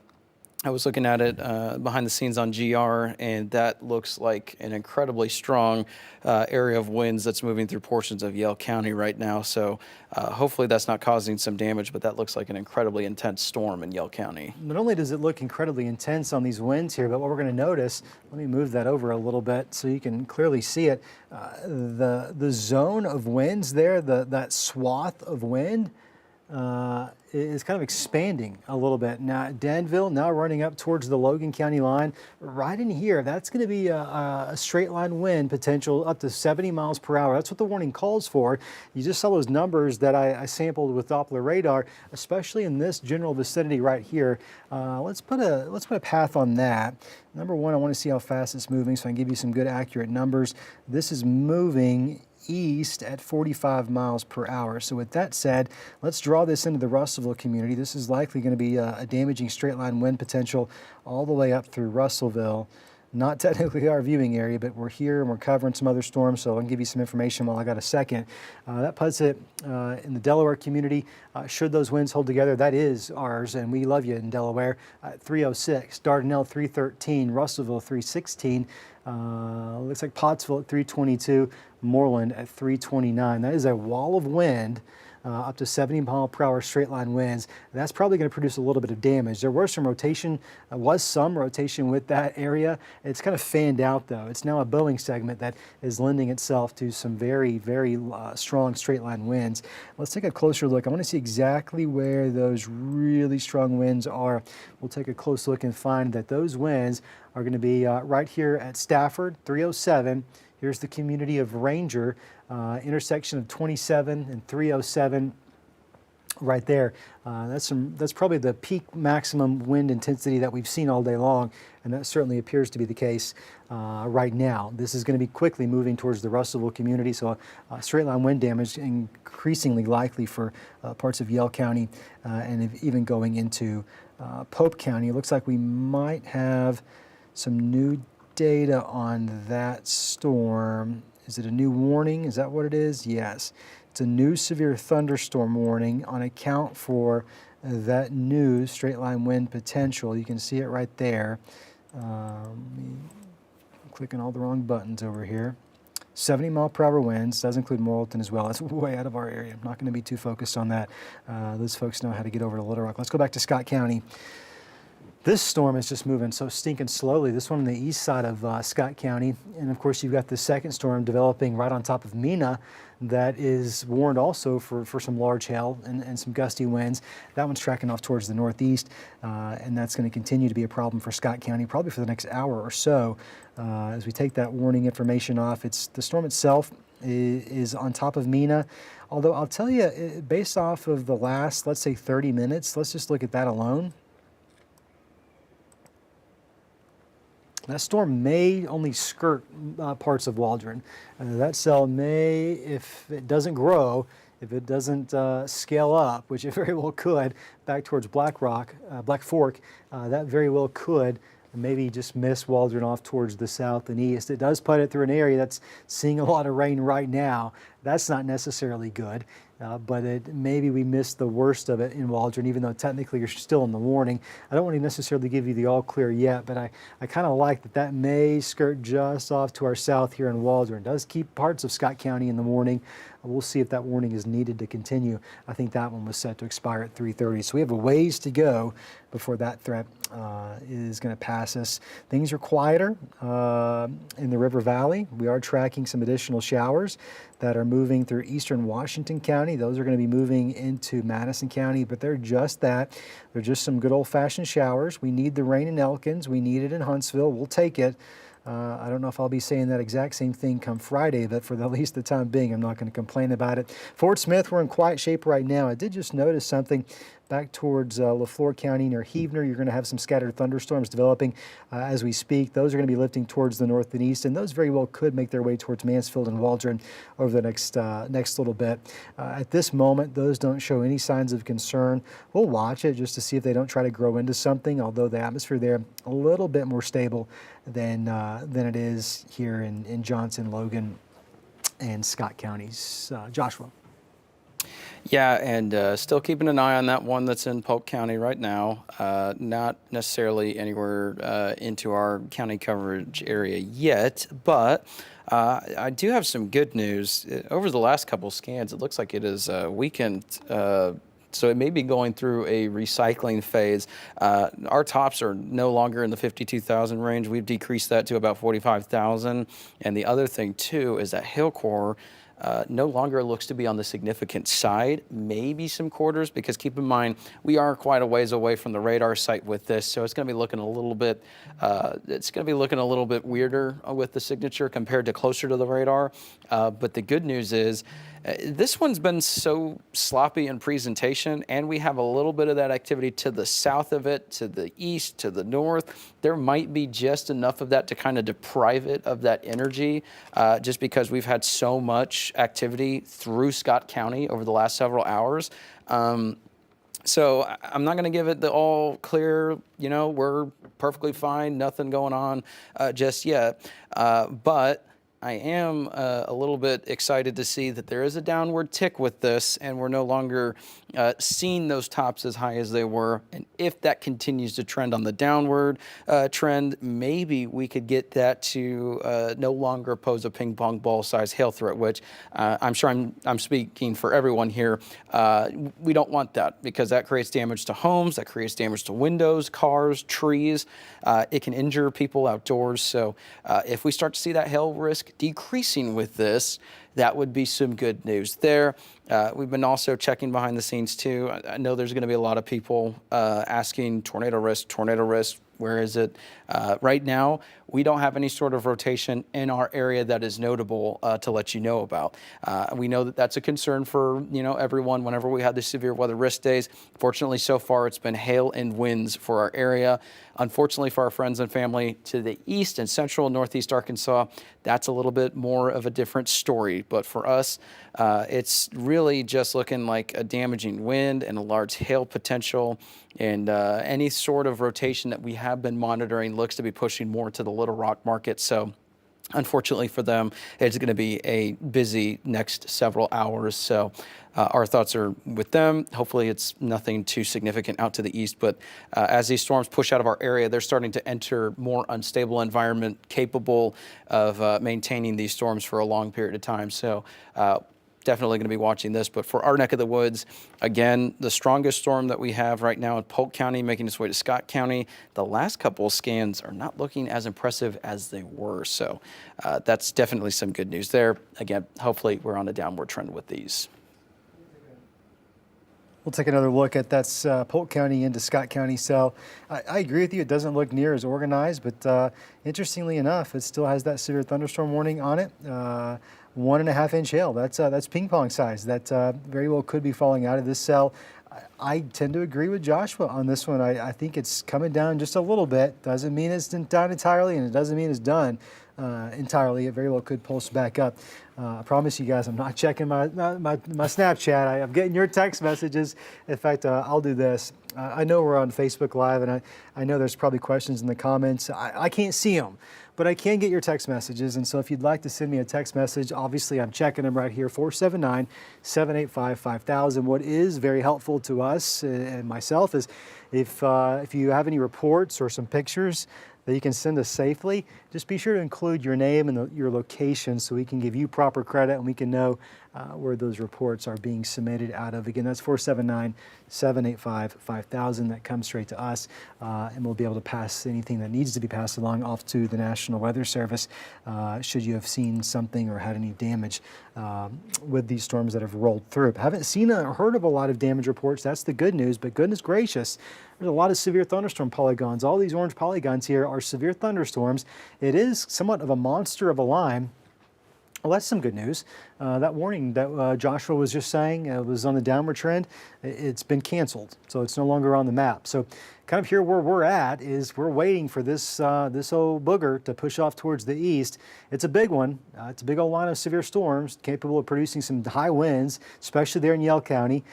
Bulk of it is moved out of Logan County. There's still some in East Logan County from Scranton through Delaware. We'll watch this for you, but soon you're probably going to be dropped from the warning. Eastern Johnson County, so we get over towards Knoxville, towards Delaware, in Logan, closer to London there in Pope County. That's kind of where the bulk of the worst is right now, and there is quite a bit of heavy lightning and frequent rain and thunder in East Scott County. Once that slides off towards the east, I'm going to feel pretty good. At least for a period of time anyways. We'll watch to see if there isn't anything else that tries to push through portions of Scott County. I mean, of course, we're tracking some of this here in southern Leflore County, which does have a couple of lightning strikes to it, which isn't anything necessarily severe in of itself, but it certainly tells us that these storms could try to grow into something that at least they're not right now. Do have a shower passing out of Washington into Madison County. It's heavy rain at times right there on the county line, just to the east of Elkins, but we're in fine shape. No concerns with severe weather with that specific cell.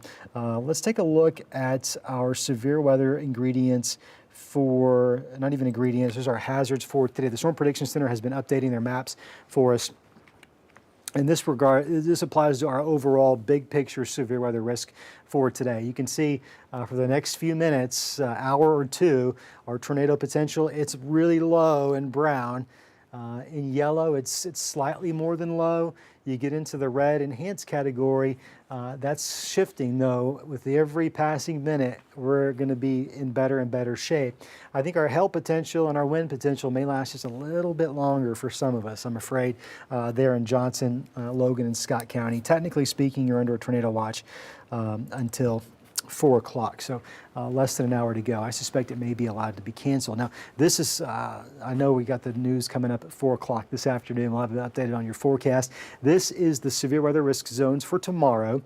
Boy, it's tough to keep track of all these different zones from day to day. When we have this like multi-day storm event, different potentials, different days, different timing. I get that it's a lot to keep track of, and here's going to be my approach to you, for you. We're just going to take this one day at a time. A couple of reasons why. I don't want you to get forecast fatigue, and I don't want to just drown you out with a whole bunch of data that's tough to actually do anything with.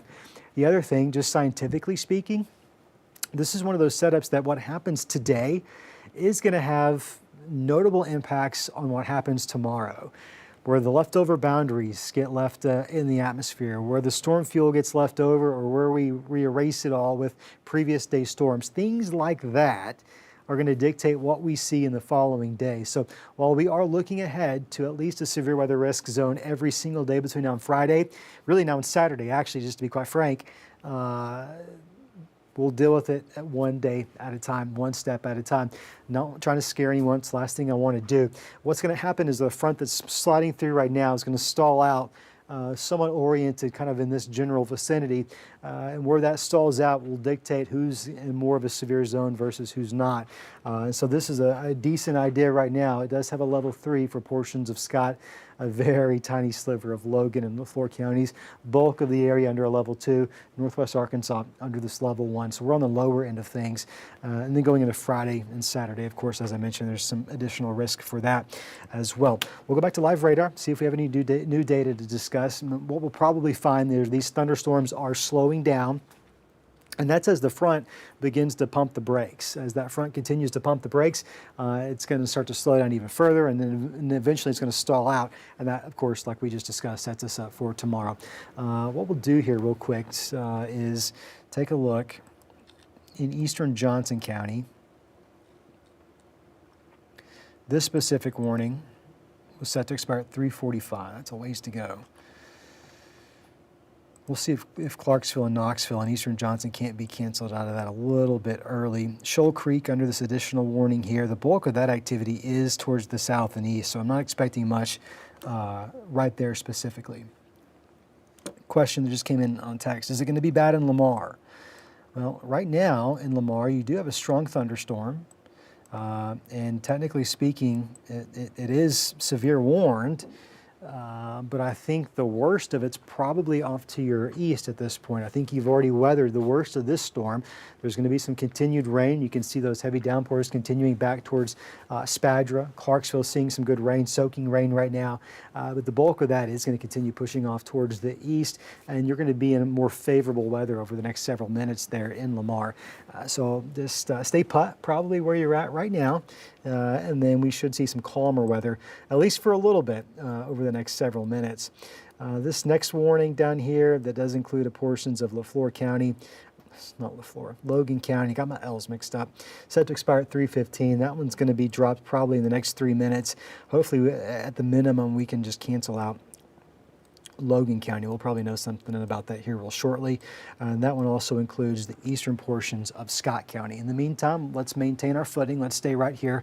We'll weather this storm with you as well, at least for the next 3 minutes. At some point, we're going to have to go do a big reset here in the studio and get ready for our 4 o'clock newscast. That's coming up here in just about 45 minutes, a little bit more than 45 minutes. You can catch that on 5 Plus, of course, on regular Channel 5 as well. We've been streaming a lot of our coverage on 5 Plus today, so if you don't have that downloaded, I just got to tell you, it's your new home for extended storm coverage. We typically reserve going on Channel 5, the traditional sense for tornado warnings or really high impact events such as very large hail, extremely high winds. But on 5 Plus, rather, we have the luxury of just firing that stream up and covering storms there in the long form like we have today. In fact, we've been on streaming for a very long time, a lot of hours. My voice is paying the price for it right now for sure, but I wouldn't be anywhere else. Happy to be here with you. We want to just be a voice of calm for you. These storms can be scary. And when we have these big events like we're having this week, we're going to see several consecutive chances. We're acutely aware that it's easy to get scared. It's easy to have a little bit of nervousness about these storms, especially for folks that went through it hard last year. And my goal for you is just to be a voice of calm in the storm. There's a lot of hype out there. There's a lot of extreme talk and chatter and fancy, scary maps. And my objective is just to do the absolute opposite. In fact, I'll tell you, I want this to be the absolute most boring live stream you've ever watched. And I'm proud of that. So if you got some storm anxiety out there and you're hanging on with us, just know that that's my approach to tracking weather. The down and the dirty, the nitty-gritty basics, how to keep people safe, and that's it. I don't care about the clicks. I don't necessarily care about the likes or the fear. I get paid the same either way, so I'd rather just be the good guy and invoke some calm. Joshua takes the same approach to that. That's why we're happy to have him on the team. So if you stuck with this stream this long, I hope you've come to know that's just how we do business around these parts. That's how they're always going to be done, as far as I'm concerned. With that said, we do have a severe thunderstorm warning that's continuing. Actually, holy moly, they just dropped it. As I was about to say it, they just dropped it. It's almost like they knew. Perfect timing. Getting on a bit of a soapbox. So at this point, we just have one left. That's for Eastern Johnson. That's technically running until 3:45. I suspect that they're going to trim some of this out. I sure hope so anyways. 3:45 is a long ways away from right now. There's about 30 more minutes to go. Certainly the worst of the weather that prompted this severe thunderstorm warning for eastern Clarksville, eastern Johnson County, up through Clarksville and Lamar and Knoxville and Hagerville, Ludwig. The worst of it has really moved out of Johnson County. It's clearly in Pope County, so I'm not too concerned with any additional immediate threats there in Johnson County. It's still warned. Hail's starting to come down. Wind's still at 60 miles per hour, but that's going to be the concern we are going to focus on over the next few minutes. Everything else is behaving, at least for the time being. Let's hope that continues to be the case. I sure hope so. It would be great if we could. It'd be great if we could wrap things up and really focus in on what's coming up next, because there's a lot of weather, as we know, over the next several days. Joshua.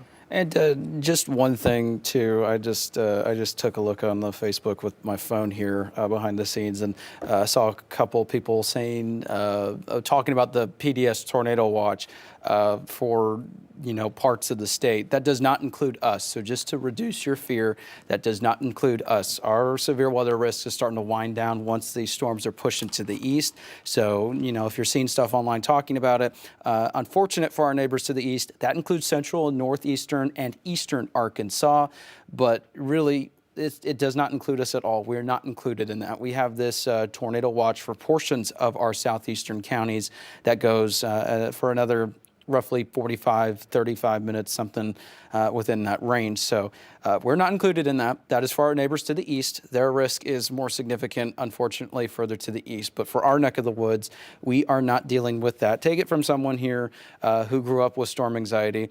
I want to reduce your fears. All of us here in the Storm Studios want to reduce your fears. That's our motto. So we're going to give you the best information to help you be prepared, but without being hype and getting you afraid of what that risk is. That's why we've been on with you for so long here with these storms. Is even though there is no tornado warnings, we want to make sure, hey, this storm is going to be loud, it's going to be scary, but we're going to let you know, these are the risks with it. This is what it's doing. This is where it's going, and that's why we're staying here with you. So I just wanted to give that quick update. There is a lot of posts about that risk further to the east. Does not include us. The PDS Tornado Watch does not include us here in the 5 News weather area that we cover.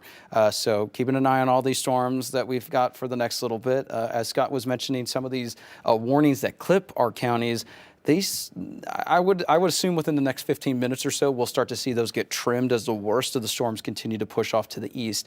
But just wanted to kind of reduce some fears there. We're not included in that watch. We're just watching these storms that are just on the edge of our county coverage area. We're going to stick with them until they are out of our neck of the woods, and just make sure that everyone is safe watching here and that you're informed. Also just want to let you know about, even if it's just wind and hail, we're going to let you know exactly what to expect with that, even though these aren't necessarily the most interesting storms. As Scott said, we want this live update to be the most boring update you've ever seen, just because we want to give you the information you need.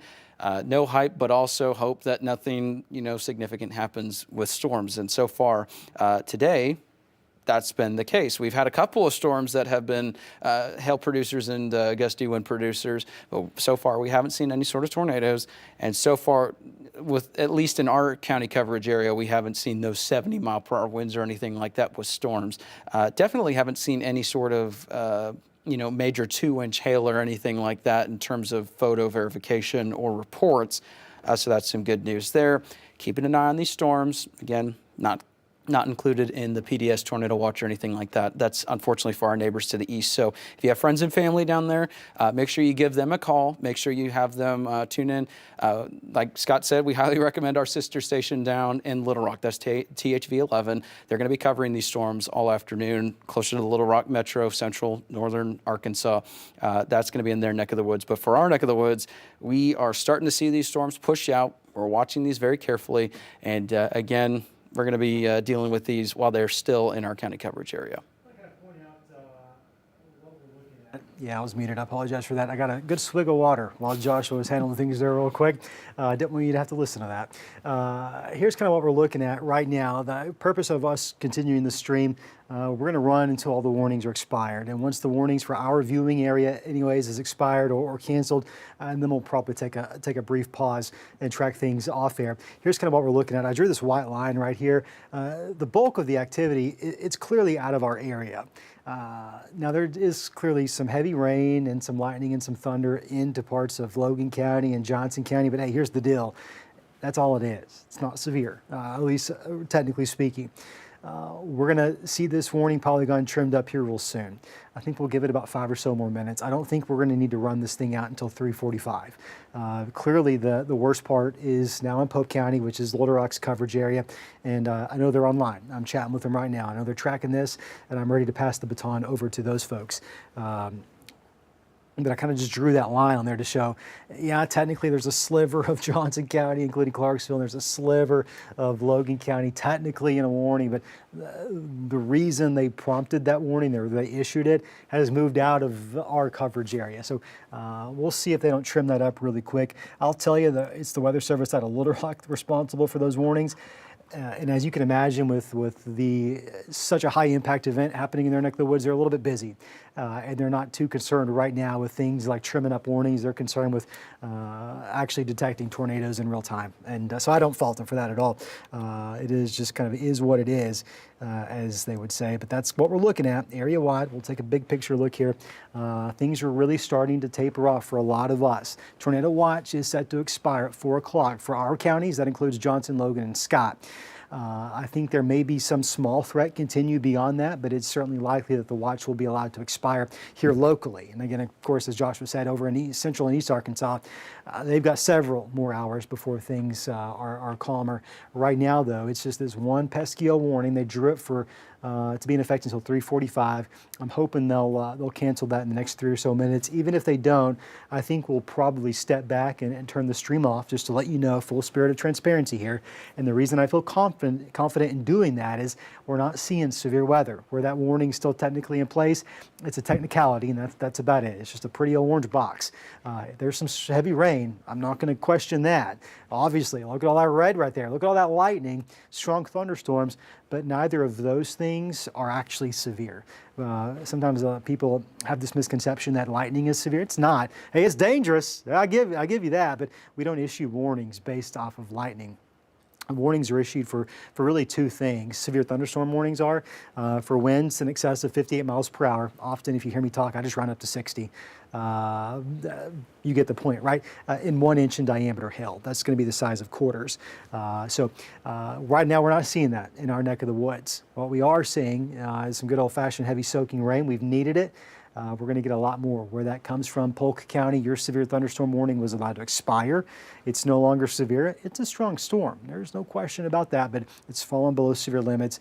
The hope is this continues to push off towards the east, and at least for the Channel 5 viewing area, we're going to be in a little bit better shape. We're here for you. We're going to run this clock out for at least the next 2 minutes or so and see what the Weather Service does. Even if they don't trim it, we'll probably just wrap things up. In the meantime, this is what we're looking at. We've talked a little bit about Central Arkansas and that, so I'll bump back up. What we do find is the potential for severe storms is rapidly increasing the further east you get. There's a few things. Number one, the thunderstorms that we've been dealing with along this front here in of themselves will pose a continued severe weather potential. But you see where these individual cells are firing up? These are going to become discrete supercells that very quickly are probably going to start to be tornadic, or at least have the potential to become tornadic. This is where the rare level 5 out of 5 risk is in effect, pretty much from Little Rock through Pine Bluff up towards Jonesboro, all the way back into south central Arkansas. I'll show you that map here in a moment. This is a wide open, we call it a warm sector. This area is highly volatile right now. A lot of storm fuel, a lot of wind shear, a lot of moisture, and all those things coming together as our front approaches, being that lifting mechanism in the atmosphere, it's going to produce some supercells, very heightened risk of severe storms there.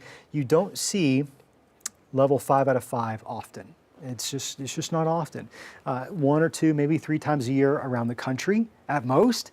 And so the odds of that being in Arkansas somewhat low. Nonetheless, that's what we do have here in pink, and it's being driven by the tornado potential for that part of the state. In fact, I think I have a map I can show you while we're just chit-chatting here.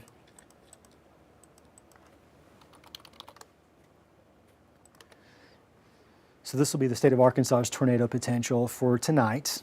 It's high. We are on the high end of that scale. Those black hash marks, a lot of people kind of get tripped up by those, including weather weenies and meteorologists like myself. They don't mean that the potential is any greater. The purpose of these black hash marks are to tell us that should a tornado actually develop, it's not likely to be a weak tornado. It's likely to be a stronger tornado. The odds are in the favor of an EF2 or greater. That's what those black hash marks indicate. And of course, the colors, those do correspond with probability of tornadoes. And you'll notice we're kind of at that 30% mark there, 30 to 45%. I actually can't see. I don't know if I'm colorblind or if they're just very similar, but it's pretty darn high. So unfortunate situation unfolding not only there in East Arkansas, but extending into Southeast Missouri, Western Tennessee, Northwestern Mississippi tonight as well. I'll tell you, while we've had a long day here in Oklahoma and Arkansas, yet again, kind of like the last couple of systems, we found ourselves between the two most intense parts. These storms have fired off towards the west. They've caused a lot of issues. They weaken on approach. Here, we still deal with them. They're pesky. They're severe, I mean, as you've seen. But then the second or two that it gets past us off to the east, they start to intensify. And that was yet again the case here with this system. So counting our lucky stars today that it wasn't as bad as it's going to be elsewhere. You just never know.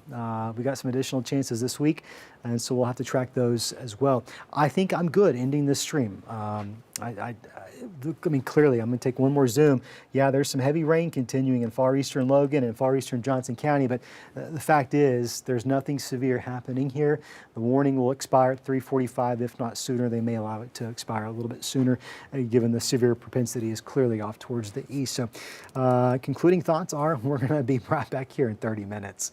We'll have a look at your forecast, not only the rest of this evening, but the rest of this week as well. Flooding's a big concern. I'll tell you, if I'm just being real honest, I think the flooding potential for me is more concerning than each individual day's severe weather risk. I think it's more likely, and it's going to be more widespread.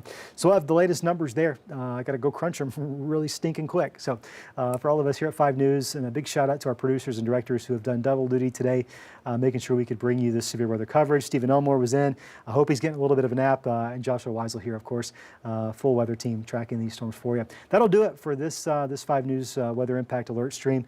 We'll be back if a new warning is issued. Until then, we'll see you here at 4.